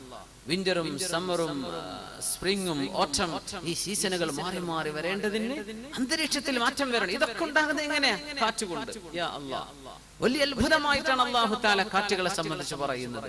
ഈ കാറ്റുകളാണ് മേഘത്തെ അസ്ജ എന്ന് പറഞ്ഞാൽ മെല്ലെ കൊണ്ടുപോകുന്ന. കാറ്റിന് സ്പീഡ് ഉണ്ട്, പക്ഷേ കാറ്റ് മേഘത്തെ തള്ളിപ്പോകുമ്പോ ആ മേഘപടലങ്ങൾ വെള്ളം നിറഞ്ഞ കണികകളാണ്. ഇവയെ കൊണ്ടുപോകുമ്പോൾ കാറ്റിന്റെ ആ പോകുന്ന മേഘത്തിന്റെ സ്പീഡ് സ്ലോ ആണ്, വളരെ മെല്ലെയാണ് പോകുന്നത്. കാറ്റ് തള്ളിപ്പോകുന്നുണ്ട്, കാറ്റെങ്ങനെ പോകുന്നുണ്ട്, പക്ഷേ മേഘം പോകുന്നത് മെല്ലെയാണ്. മേഘത്തിലൂടെ കാറ്റങ്ങ് തെളിച്ചു കൊണ്ടുപോകാണ്. കാറ്റെങ്ങനെ പോകുന്നു, മുമ്പ് ഓവർടേക്ക് ചെയ്തു പോകുന്നുണ്ട്. മേഘം മെല്ലെ മെല്ലെ വരെ അല്ലാഹു പറയുന്നത് മെല്ലെ മേഘത്തെ തള്ളിക്കൊണ്ടുപോകുന്നു. പിന്നീട് അല്ലാഹു സുമ്മ എന്ന് പറഞ്ഞാൽ അറബിയിൽ ഉടനെ ഒരു കാര്യം സംഭവിച്ചു എന്ന് പറയണമെങ്കിൽ ഫ എന്നാണ് പറയാ. ഹർഫ് അത്ഫാണ് സുമ്മ എന്നത് അല്ലേ. ഒരു ഉദാഹരണം പറയാം. ജാഅ മുഹമ്മദ് വ ഇബ്രാഹിം. മുഹമ്മദ് വന്നു, ഇബ്രാഹിമും വന്നു. രണ്ടാളും വന്നു, രണ്ടുപേരും വന്നു എന്ന് പറയണമെങ്കിൽ ജാഅ മുഹമ്മദ് വ ഇബ്രാഹിം. ഇതിൽ ആരാണ് ആദ്യം വന്നതെന്നോ ആരാണ് ശേഷം വന്നതെന്നോ എന്ന് വ്യക്തമല്ല. രണ്ടാളും വന്നേനായിട്ടുള്ളൂ, രണ്ടാളും വന്നിട്ടുണ്ട്. പക്ഷെ ജാഅ മുഹമ്മദുൻ ഫ ഇബ്രാഹിം, മുഹമ്മദ് വന്നു ഉടനെ തന്നെ ഇബ്രാഹിമും വന്നു. അപ്പൊ ഫ എന്ന് പറഞ്ഞപ്പോ ഉടനെ ലിത്തഅഖീബ് എന്ന് പറയും. ഉടനെ തന്നെ വന്നു എന്ന് അർത്ഥം വന്നു. അപ്പൊ വാവ് ഒഴിവാക്കിയിട്ട് ഫ എന്ന് പറഞ്ഞാൽ ഉടനെ എന്ന അർത്ഥം വന്നു. ഇനി അതുമല്ല, ജാഅ മുഹമ്മദ് സുമ്മ ഇബ്രാഹിം, മുഹമ്മദ് വന്നു പിന്നെ ഇബ്രാഹിം വന്നു എന്ന് പറഞ്ഞാൽ മുഹമ്മദ് വന്നു, പിന്നെ കുറെ നേരം കഴിഞ്ഞപ്പോ ഇബ്രാഹിമും വന്നു. അങ്ങനെ പിന്നെ ഞങ്ങൾ മീറ്റിംഗ് തുടങ്ങി എന്ന് പറയാന്ന് വിചാരിച്ചോളൂ. ഉദാഹരണം പറയാം. ഈ വാവും ഫാഇനും സുമ്മക്കൊക്കെ അർത്ഥ വ്യത്യാസങ്ങളുണ്ട്. വാ എന്ന് പറഞ്ഞാൽ ഏതാണോ അത് ഒരുമിച്ച് വന്നു എന്നോ ഒരാൾ ആദ്യം വന്നു എന്നോ ആരാ ശേഷം ഇതൊന്നും വ്യക്തമല്ല. ഫ എന്ന് പറഞ്ഞാൽ ഉടനെ എന്ന അർത്ഥം വന്നു. സുമ്മ എന്ന് പറഞ്ഞാൽ കുറച്ച് നേരം സാവകാശം കഴിഞ്ഞിട്ടാണ്. നീ അല്ലാഹു പറഞ്ഞു നോക്കൂ, അലം തറ നിങ്ങൾ കാണുന്നില്ലേ, അന്നല്ലാഹ തീർച്ചയായും അല്ലാഹു യുസ്ജി സഹാബൻ അല്ലാഹുവാണ് മേഘങ്ങളെ മെല്ലെ മെല്ലെ തള്ളിക്കൊണ്ടുവരുന്നത്. സുമ്മ പിന്നീട്, ഉടനെയല്ല, അങ്ങനെ തള്ളിക്കൊണ്ടുവന്നു. അന്തരീക്ഷത്തിന്റെ വിവിധ ഭാഗങ്ങളിൽ നിന്ന് മേഘങ്ങൾ ഇങ്ങനെ തള്ളി വന്ന് യുഅല്ലിഫു ബൈന, ആ മേഘങ്ങളെ അല്ലാഹു തആല കൂട്ടിച്ചേർത്ത് ഒരു മേഘ സമൂഹമാക്കി മാറ്റുകയാണ്. അതിനൊരുപാട് സമയം എടുക്കുന്നുണ്ട്. അത് ഉടനെയല്ല, മേഘങ്ങൾ പോയിട്ട് ഉടനെ തന്നെയല്ല, കുറച്ച് സമയം എടുക്കുന്നുണ്ട്. അതുകൊണ്ട് സുമ്മ, അല്ലാഹുവിന്റെ കലാമിന്റെ വാക്കുകൾ വളരെ ഭയങ്കരമാണ്, കണിശമാണ്, കൃത്യമാണ്. സമയമെടുത്തിട്ട് വളരെ പെട്ടെന്നല്ലല്ലോ മഴ പെയ്യുന്നത്. ആ സമയെടുക്കുന്നോട് സുമ്മ യുഅല്ലിഫു ബൈന സുമ്മ യജ്അലുഹു റുഖാമ, എന്നിട്ട് ഈ മേഘത്തെ അല്ലാഹു തആല റുഖാമാക്കി മാറ്റുന്നു. റുഖാം എന്ന് പറഞ്ഞാൽ ഒന്നിനു മീതെ മറ്റൊന്നായി അട്ടിയട്ടിയായി നിൽക്കുന്ന മേഘം എന്നാണ്. അപ്പോ മേഘങ്ങളെ കൂട്ടിയോജിപ്പിച്ചു. മേഘങ്ങൾ ഇങ്ങനെ മുഅല്ലഫ, ഒരുമിച്ച് യുഅല്ലിഫു ബൈന, അങ്ങനെയായി കഴിഞ്ഞു. എന്നിട്ട് ആ കൂടിച്ചേർന്ന മേഘങ്ങൾ അന്തരീക്ഷത്തിന്റെ വായുപടലങ്ങളുമായി കൂടിച്ചേർന്ന് തണുക്കണം, തണുത്തുറക്കണം. അങ്ങനെ കണികകൾ ഒന്ന് മറ്റൊന്നിലേക്ക് ചേർന്ന് മല പോലെ, പർവ്വതങ്ങളെ പോലെ റുഖാമൻ, അതിന് പറയുന്നത് ക്യുമുലിഫോർമർ ഹീറ്റ് ക്ലൗഡ്സ് എന്നാണ്. ഈ റുഖാം എന്ന് പറഞ്ഞാൽ തന്നെ ഹീപ്പ, വനത്, അങ്ങനെ ഒന്നിനു മീതെ മറ്റൊന്നായി കൂട്ടമായി നിൽക്കുന്ന മേഘത്തിനാണ് റുഖാം എന്ന് പറയാം. അങ്ങനെ മേഘമാകാനും സമയമെടുക്കുന്നുണ്ട്. സുമ്മ എന്നാ പറഞ്ഞത്, യജ്അലുഹു റുഖാമ. അപ്പോ മെല്ലെ തള്ളിക്കൊണ്ടുവന്നു. പിന്നെ വളരെ സാവകാശമാണ് മേഘത്തിന്റെ സമൂഹമാകുന്നത്. പിന്നെയാണ് വളരെ സാവകാശത്തിലാണ് അതിനെ റുഖാമൻ, ഒന്നിന് മീതെ മറ്റൊന്നായി നിൽക്കുന്ന ക്യുമുലിഫോമർ ഹീറ്റ് ക്ലൗഡ്സ്, അങ്ങനെ ആയി ആ ഒരു രൂപത്തിലേക്ക് മേഘം രൂപപ്പെട്ടു കഴിഞ്ഞാൽ അതായി കഴിഞ്ഞാൽ പിന്നെ മഴ വർഷിക്കുകയാണ്. ഉടനെ കാണാൻ കഴിയും. എന്നാ പറഞ്ഞത്. റുഖാമായി കഴിഞ്ഞാൽ പിന്നെ മഴ വർഷിക്കലായി. സുബ്ഹാനല്ലാഹ്, റുഖാമാവാൻ സമയം എടുക്കുന്നുണ്ട്, അത് മുഅല്ലഫത്താകാൻ സമയം എടുക്കുന്നുണ്ട്, മേഘം വരാനും സമയം എടുക്കുന്നുണ്ട്. ഇതൊക്കെ അല്ലാഹുവിന്റെ ആ പ്രയോഗങ്ങളിൽ സുമ്മ എന്ന് രണ്ടിടത്തും മഴ വർഷിക്കുന്ന സ്ഥലം വന്നപ്പോ ഫതറൽ വദ്ഖ, റുഖാമായി കഴിഞ്ഞാൽ ക്യുമുലിഫോമർ ഹീറ്റ് ക്ലൗഡ്, ആ ഒരു സ്റ്റേജിലേക്ക് മേഘം എത്തിക്കഴിഞ്ഞാൽ പിന്നെ മഴ വർഷിക്കുകയായി. എങ്ങനെയാണ് മഴ വർഷിക്കുന്നത് എന്ന് കൃത്യമായിട്ട് ഇന്നും ശാസ്ത്രത്തിന് പറഞ്ഞു തരാൻ കഴിഞ്ഞിട്ടില്ല. ഇതൊരു വലിയ അത്ഭുതമാണ്. ഇന്നും ഇങ്ങനെയാണ്. ചില പ്രത്യേക സാഹചര്യത്തിൽ അതിന്റെ ടെമ്പറേച്ചറിൽ വ്യത്യാസം വരുന്നു. എന്താണ് ഈ പ്രത്യേക സാഹചര്യം എന്ന് പറയുമ്പോൾ? എന്താണ് അവിടെ സംഭവിക്കുന്നത്? വ്യക്തമല്ല. എന്തോ സംഭവിക്കുന്നുണ്ട്. ഇടിമിന്നലിനെ സംബന്ധിച്ച് നമ്മൾ പറഞ്ഞു.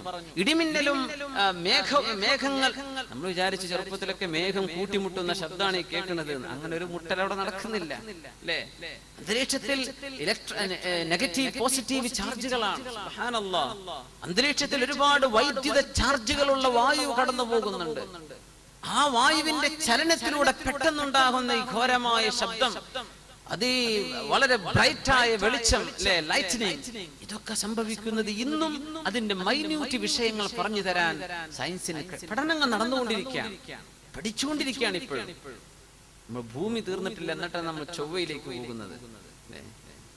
നമ്മൾ ചന്ദ്രനിലേക്കും ചൊവ്വയിലേക്കും സാറ്റേണിലേക്കൊക്കെ പോയിക്കൊണ്ട് ഇവിടെ തന്നെ തീർന്നിട്ടില്ല. ഇവിടുത്തത് മനസ്സിലാവാത്ത എത്രയോ അത്ഭുതങ്ങളാണ് അള്ളാഹുവിന്റെ ഭൂമിയിൽ. ഭൂമി മനസ്സിലായി കഴിഞ്ഞോ? ഇല്ല. ഇവിടെ തന്നെ നിന്നിട്ട് ഇതൊക്കെ ഒന്ന് തെളിയിച്ചു നിന്നിട്ട് പോരെ അടുത്ത പോക്ക് എന്നൊക്കെ ചോദിക്കാൻ തോന്നാറുണ്ട്, അല്ലെ? ബർമുഡ ട്രയാങ്കിൾ, ആ പറഞ്ഞ ആ ഒരു വലിയ അത്ഭുതമുള്ള പ്രദേശമാണ് ബർമുഡ ട്രയാങ്കിൾ. എന്താണ് അവിടെ സംഭവിക്കുന്നത്? എന്ത് ഗ്രാവിറ്റേഷൻ ആണോ? അവിടുത്തെ അന്തരീക്ഷത്തിന്റെ പ്രശ്നമാണോ? ഫ്ലൈറ്റിനെ പറക്കാൻ പറ്റുന്നില്ല, താഴേക്ക് വീഴ, അല്ലെ? കപ്പലുകൾ മുങ്ങിപ്പോവാണ്. 25,000-ഓളം കപ്പലുകളും ബോട്ടുകളും അവിടെ നഷ്ടപ്പെട്ടിട്ടുണ്ട്. ഇങ്ങനെ ഒരു പ്രദേശം അള്ളാന്റെ ഭൂമിയിലുണ്ടെങ്കിൽ ഇതിനെപ്പറ്റി പഠിക്കണ്ടേ, അല്ലെ? നാഷണൽ ജിയോഗ്രഫിക് അവരൊക്കെ ഒരു പഠനം നടത്തിയിട്ടുണ്ട്. Bermuda, the mystery of Bermuda triangle. ഒരുപാട് സീരിയസ് ആയിട്ടുള്ള, എന്നാലും പറയും ഇറ്റ്സ് എ മിസ്റ്ററി, നമുക്ക് മനസ്സിലാക്കാൻ പറ്റുന്നില്ല. എന്തോ ഒരു നിഗൂഢത അവിടെ ഉണ്ട്. ആ നിഗൂഢത എന്താന്ന് പറഞ്ഞുതരി. ഇതിനാണ് നമ്മൾ കാതോർക്കുന്നത്, പക്ഷെ പറഞ്ഞുതരാൻ പറ്റുന്നില്ല, അറിയുന്നില്ല. ഇപ്പൊ അടുത്ത സമയത്താണ്, 2-3 വർഷങ്ങൾക്ക് മുമ്പാണ് ഫ്രാൻസിന്റെ ഒരു ഫ്ലൈറ്റ് അവിടെ മിസ്സായി പോയത്, അല്ലെ? വളരെ അടുത്ത സമയത്താണ്. ഒരു ട്രേസസും കിട്ടുന്നില്ല, അതിന്റെ ഒന്നും കിട്ടാനില്ല. എന്താണ് അവിടെ സംഭവിക്കുന്നത്? അള്ളാന്റെ ഭൂമിയിലെ പ്രദേശമാണ് പസഫിക്കിലല്ലേ ബർമുഡ ട്രയാങ്കിൾ. സുബ്ഹാനല്ലാഹ്. അപ്പോ എന്താണ് മേഘം? നമുക്ക് എങ്ങനെയാണ് ഈ മഴ വർഷം നീരാവിയായി പോകുന്നുണ്ട്? ഇതൊക്കെ അല്ലാഹു തആല പറഞ്ഞിരുന്ന വിഷയങ്ങളാണ്. പക്ഷേ ഭൂമിയിലേക്ക് ഇറങ്ങാൻ മാത്രമുള്ള ജലത്തുള്ളി അത്ഭുതമല്ലേ? നമുക്ക് നമ്മുടെ ബാത്റൂമിൽ നമ്മളൊരു ഷവറിൽ കുളിക്കുന്നു എന്ന് വിചാരിക്കാം. സുബ്ഹാനല്ലാഹ്, നമ്മൾ ടാപ്പ് തുറന്നു, നമ്മൾ ഷവറിലേക്ക് അതിനെ ട്യൂൺ ചെയ്തു, നമുക്ക് ഷവറായിട്ട് തലയിലേക്ക് വെള്ളം. മാഷാ അല്ലാഹ്. മഴ കിട്ടണില്ലെങ്കിലും ബാത്റൂമിന്റെ ഉള്ളിൽ മഴ തന്നെയാണ്, അല്ലേ?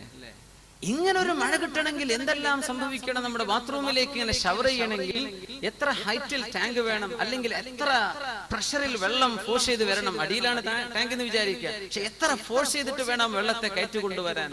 അതിന് പോകാനുള്ള പാസേജുകൾ, എവിടെയെങ്കിലും എയർ കുടുങ്ങി കഴിഞ്ഞാൽ നടക്കൂല.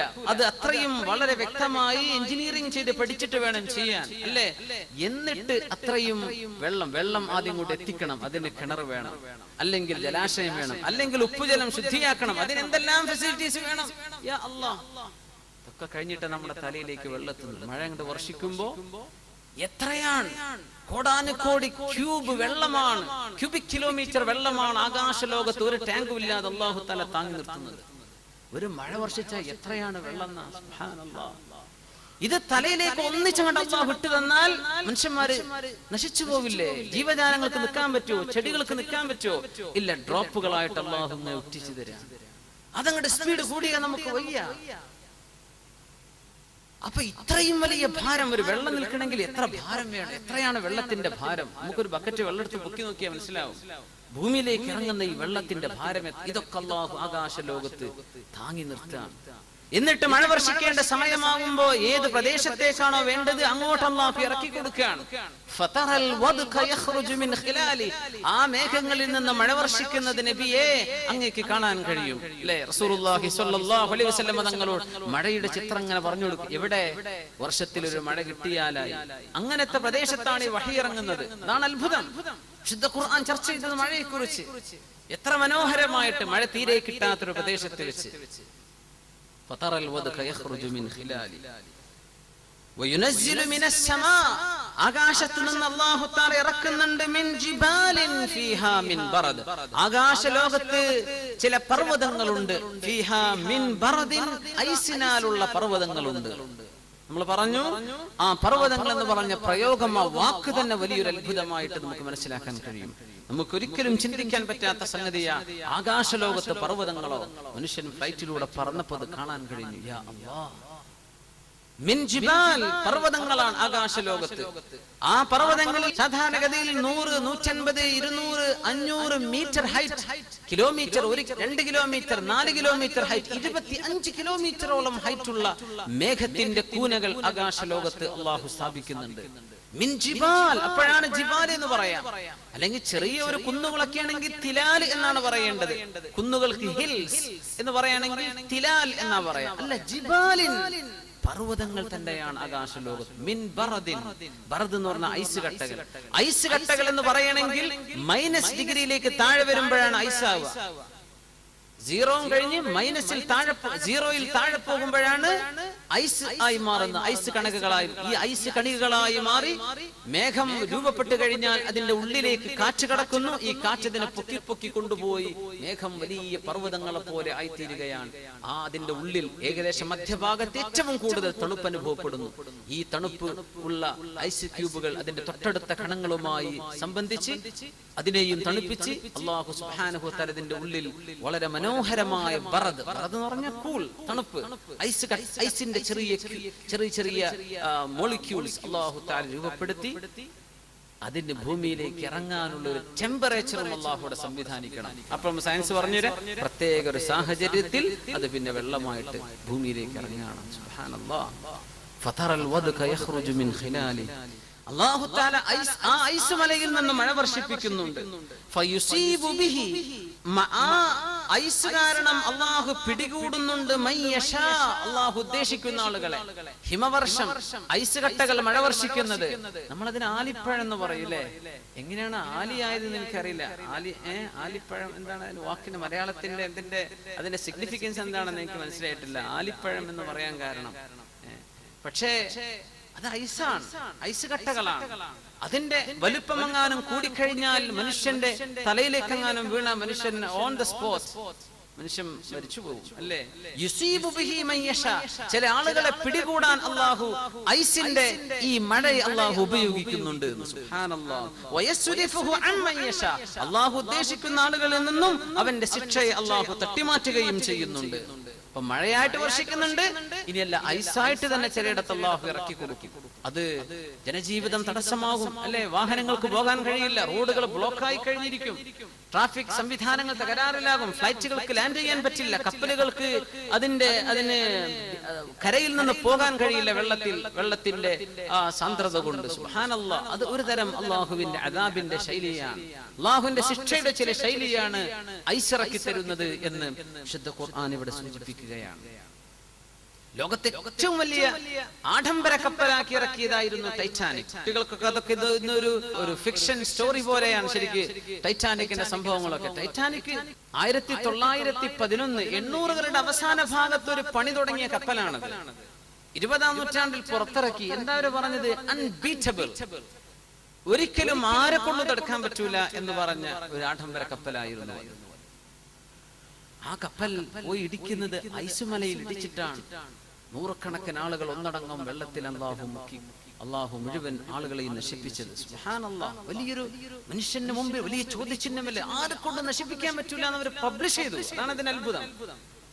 ആരെ കൊണ്ടും ഇതിനെ ഇറസിസ്റ്റബിൾ, ഇതൊരിക്കലും അപകടത്തിൽപ്പെടില്ല, ഇതിനെല്ലാ സംവിധാനങ്ങളും ഉണ്ട്, ഇതൊരിക്കലും തന്നെ അപകടത്തിൽപ്പെടാൻ സാധ്യതയില്ലാത്ത കപ്പലാണ്. അങ്ങനത്തെ ലോകത്തെ ആദ്യത്തേത് എന്ന് പറഞ്ഞ പുറത്തിറങ്ങിയത് ആദ്യത്തേതാണ്. ഒടുക്കത്തേതായി ആ സമുദ്രത്തിന്റെ അന്തർഭാഗത്ത് എന്നേക്കുമായി താഴ്ന്നുപോയി. അതിന്റെ റക്കേജ്, അതിന്റെ ചില അവശിഷ്ടങ്ങളൊക്കെ പൊക്കിയെടുത്ത് അതിനെ സംബന്ധിച്ചുള്ള പഠനങ്ങൾ നടന്നുകൊണ്ടിരിക്കുകയാണ്. സുബ്ഹാനല്ലാഹ്, ഐസ് മലയിലാണ് പോയിട്ട് ഇടിച്ചത്.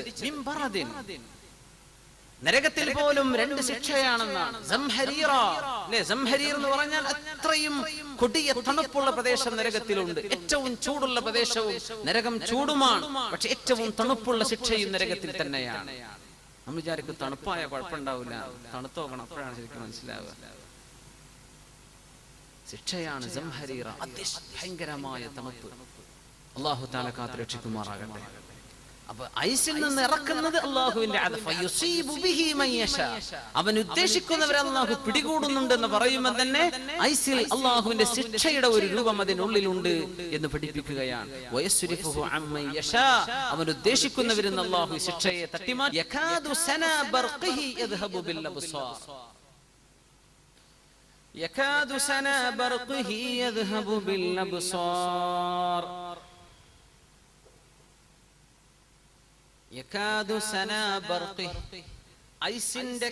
ഐസിന്റെ ചെറിയ മോളിക്യൂളുകൾ അല്ലാഹു മേഘപടലങ്ങളിൽ രൂപപ്പെടുത്തി.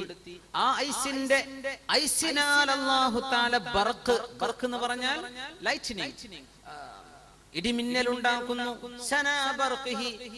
അപ്പോ ഏറ്റവും കൂടുതൽ വളരെ സയന്റിഫിക് ആയിട്ട് വിശദീകരിക്കേണ്ട ഒരു ഭാഗമാണത്.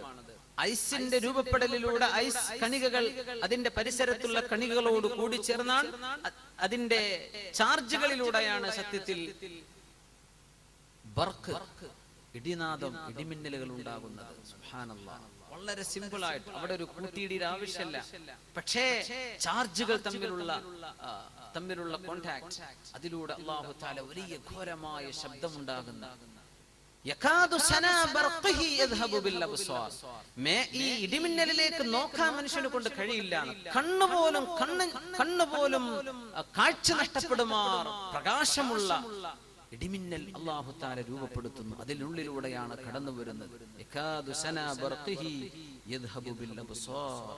ഭൂമിയിൽ ഓരോ ദിവസവും 10 ലക്ഷത്തോളം ഇടിമിന്നലുകൾ നടന്നുകൊണ്ടിരിക്കുന്നുണ്ട്. ഓരോ ഭൂമിയുടെ ഭാഗത്തായി ഒരു 24 മണിക്കൂറിന്റെ ഉള്ളിൽ 10 ലക്ഷത്തോളം ഇടിമിന്നലുകൾ നടക്കുന്നുണ്ട്.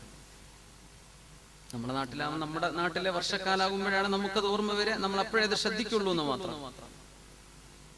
അതായത് ഒരു സെക്കൻഡിൽ ശരാശരി 100 ഇടിമിന്നൽ അല്ലാഹുവിന്റെ ഭൂമിയിൽ നടന്നുകൊണ്ടിരിക്കുകയാണ്. എത്രയാണ് അതിന്റെ ചൂട്! ഇടിമിന്നൽ ഭൂമിയിലേക്ക് എത്തുന്നത് അന്തരീക്ഷത്തെ അയോണീകരിക്കുക എന്നാണ് പറയാ.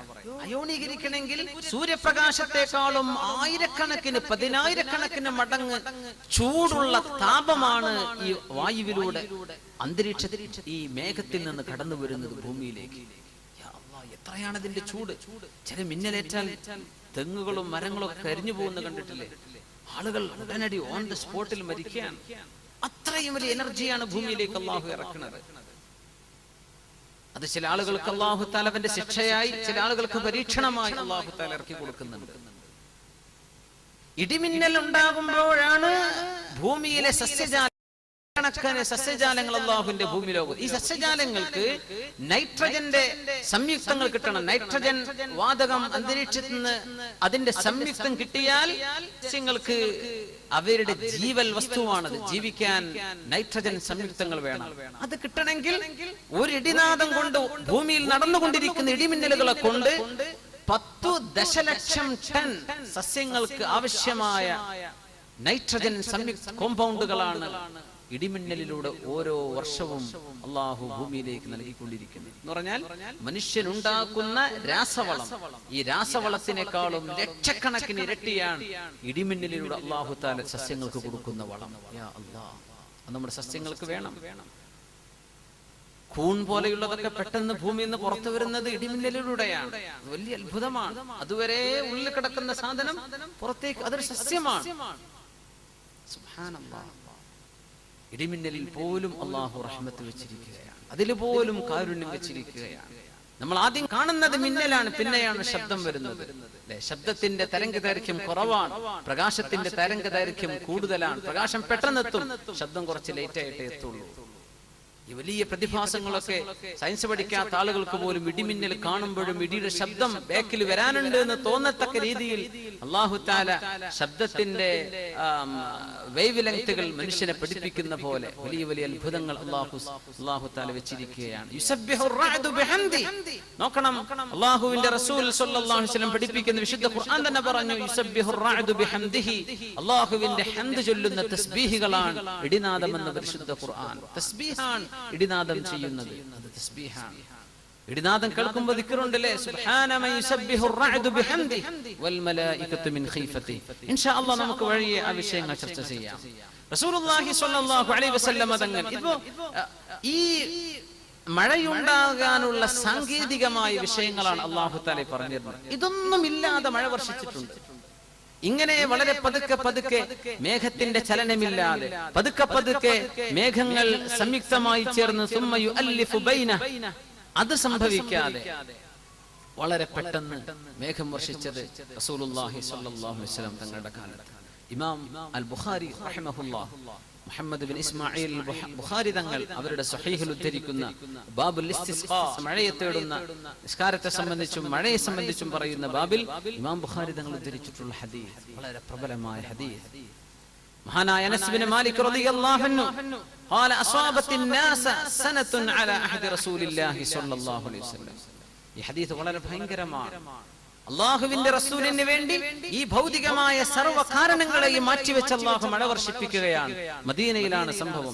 ജനങ്ങൾക്ക് അങ്ങേയറ്റത്തെ ക്ഷാമം വന്നു റസൂലുള്ളാഹി സ്വല്ലല്ലാഹു അലൈഹി വസല്ലം തങ്ങളുടെ കാലത്ത്. ഫബൈനമാ റസൂലുള്ളാഹി സ്വല്ലല്ലാഹു അലൈഹി വസല്ലം യഖ്തുബു അലൽ മിമ്പർ, അവിടുന്ന് മിമ്പറിൽ ഖുതുബ ഓതിക്കൊണ്ടിരിക്കുമ്പോൾ യൗമൽ ജുമുഅ, വെള്ളിയാഴ്ച ദിവസം, ഖാമ അഅറാബിയുൻ, അഅറാബിയായ ആൾ എഴുന്നേറ്റ് നിന്നു. ഫഖാൽ, അവിടുന്ന് പറഞ്ഞു, യാ റസൂലല്ലാഹ്, അല്ലാഹുവിന്റെ റസൂലേ, ഹലക്കൽ മാൽ, സമ്പത്ത് നഷ്ടപ്പെട്ടു നബിയേ, വജാഅൽ ഇയാൽ, മക്കളൊക്കെ വിശന്നിരിക്കുകയാണ് നബിയേ, ഫദ്ഉല്ലാഹ ലനാ അയസ്ഖിയന, ഞങ്ങൾക്ക് മഴ വർഷിപ്പിച്ചു തരാൻ അല്ലാഹുവോട് ദുആ ചെയ്യൂ നബിയേ. ഫഖാല ഫറഫഅ റസൂലുള്ളാഹി സ്വല്ലല്ലാഹു അലൈഹി വസല്ലം യദൈ, അവിടുന്ന് അവിടുത്തെ രണ്ട് കൈകളും ആകാശത്തേക്ക് ഉയർത്തി. വമാ ഫിസ് സമാഇ ഖുസ്അ, ആകാശത്തൊരു മേഘത്തിന്റെ പാളി പോലുമില്ല. ആര് പറയുന്നു? അനസ് ഇബ്നു മാലിക് റളിയല്ലാഹു അൻഹു. ഖാല ഫസാറ സഹാബുൻ അംസാലുൽ ജിബാൽ, പർവതങ്ങളെ പോലെയുള്ള മേഘങ്ങൾ അങ്ങോട്ട് കുമിഞ്ഞുകൂടാൻ തുടങ്ങി. ثم لم ينزل على المنبر منبره حتى رأيت المطر يتحادر على لحيته. അവിടുന്ന് മിമ്പറിൽ നിന്ന് ഇറങ്ങിയപ്പോഴേക്കും മഴ കാരണം അവിടുത്തെ താടിയിലൂടെ മഴവെള്ളം ഒലിച്ചിറങ്ങുന്നത് ഞാൻ എന്റെ കണ്ണുകൊണ്ട് കണ്ടുവന്ന് മഹാനായ അനസ് ഇബ്നു മാലിക് റളിയല്ലാഹു അൻഹു. മഴയില്ല, പെട്ടെന്ന് അല്ലാഹുവേ മഴ വേണം പടച്ചവനെ എന്ന് ചോദിച്ചതേയുള്ളൂ. ഒരു മേഘക്കീറ് പോലും അവിടെ ആകാശത്തില്ല. പെട്ടെന്ന് ആ ഖുതുബ കഴിയുമ്പോഴേക്കും സുബ്ഹാനല്ലാഹ് മഴ വർഷിച്ചു. അന്നത്തെ പള്ളിയുടെ മേൽക്കൂരകൾ ഇന്നത്തെ കോൺക്രീറ്റുകളല്ല, അതുകൊണ്ട് വെള്ളം ഉള്ളിലേക്ക് ഇറങ്ങും.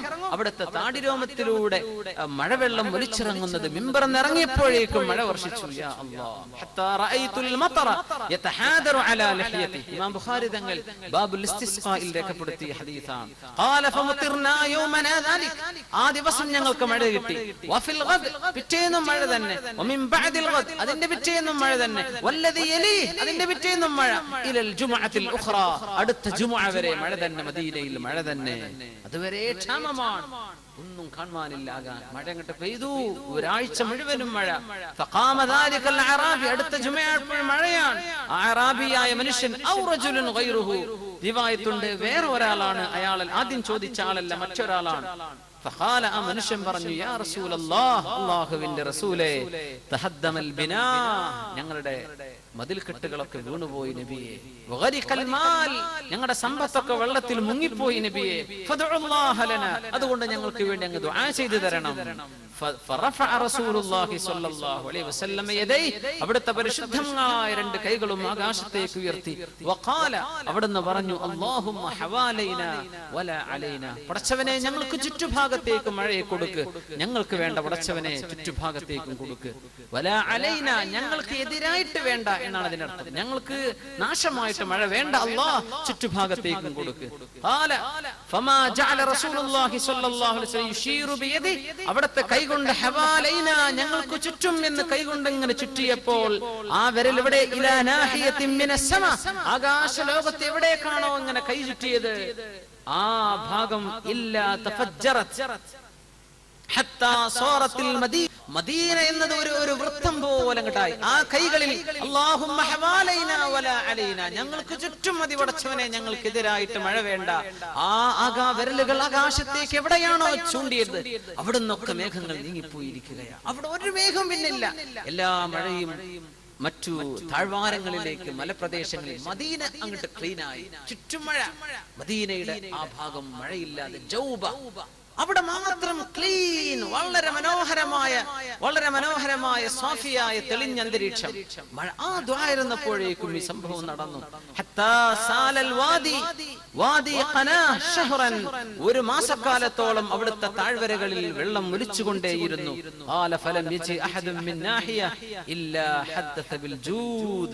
അവിടുന്ന് വന്ന മുഴുവൻ ആളുകളും ആ മഴ കാരണം കിട്ടിയ ഔദാര്യങ്ങളെ സംബന്ധിച്ച് പറയാത്തവരാരുമില്ല. വളരെ റാഹത്തായി ഞങ്ങൾക്കൊരു ഉപകാരപ്പെട്ടു എന്ന് പറയാതിരുന്നില്ല എല്ലാവരും. പിന്നെ ഒരു മാസക്കാലത്തോളം മഴ വർഷിച്ച ഈ അത്ഭുതം ഇമാമുന ബുഖാരി റളിയല്ലാഹു അൻഹു അവിടുത്തെ സ്വഹീഹിൽ ബാബുൽ ഇസ്തിസ്ഖായിൽ ഉദ്ധരിച്ചിട്ടുണ്ട്. ഇത് അല്ലാഹുവിന്റെ പ്രപഞ്ചത്തിന്റെ നിയമങ്ങളെ അല്ലാഹു മാറ്റുകയാണ്.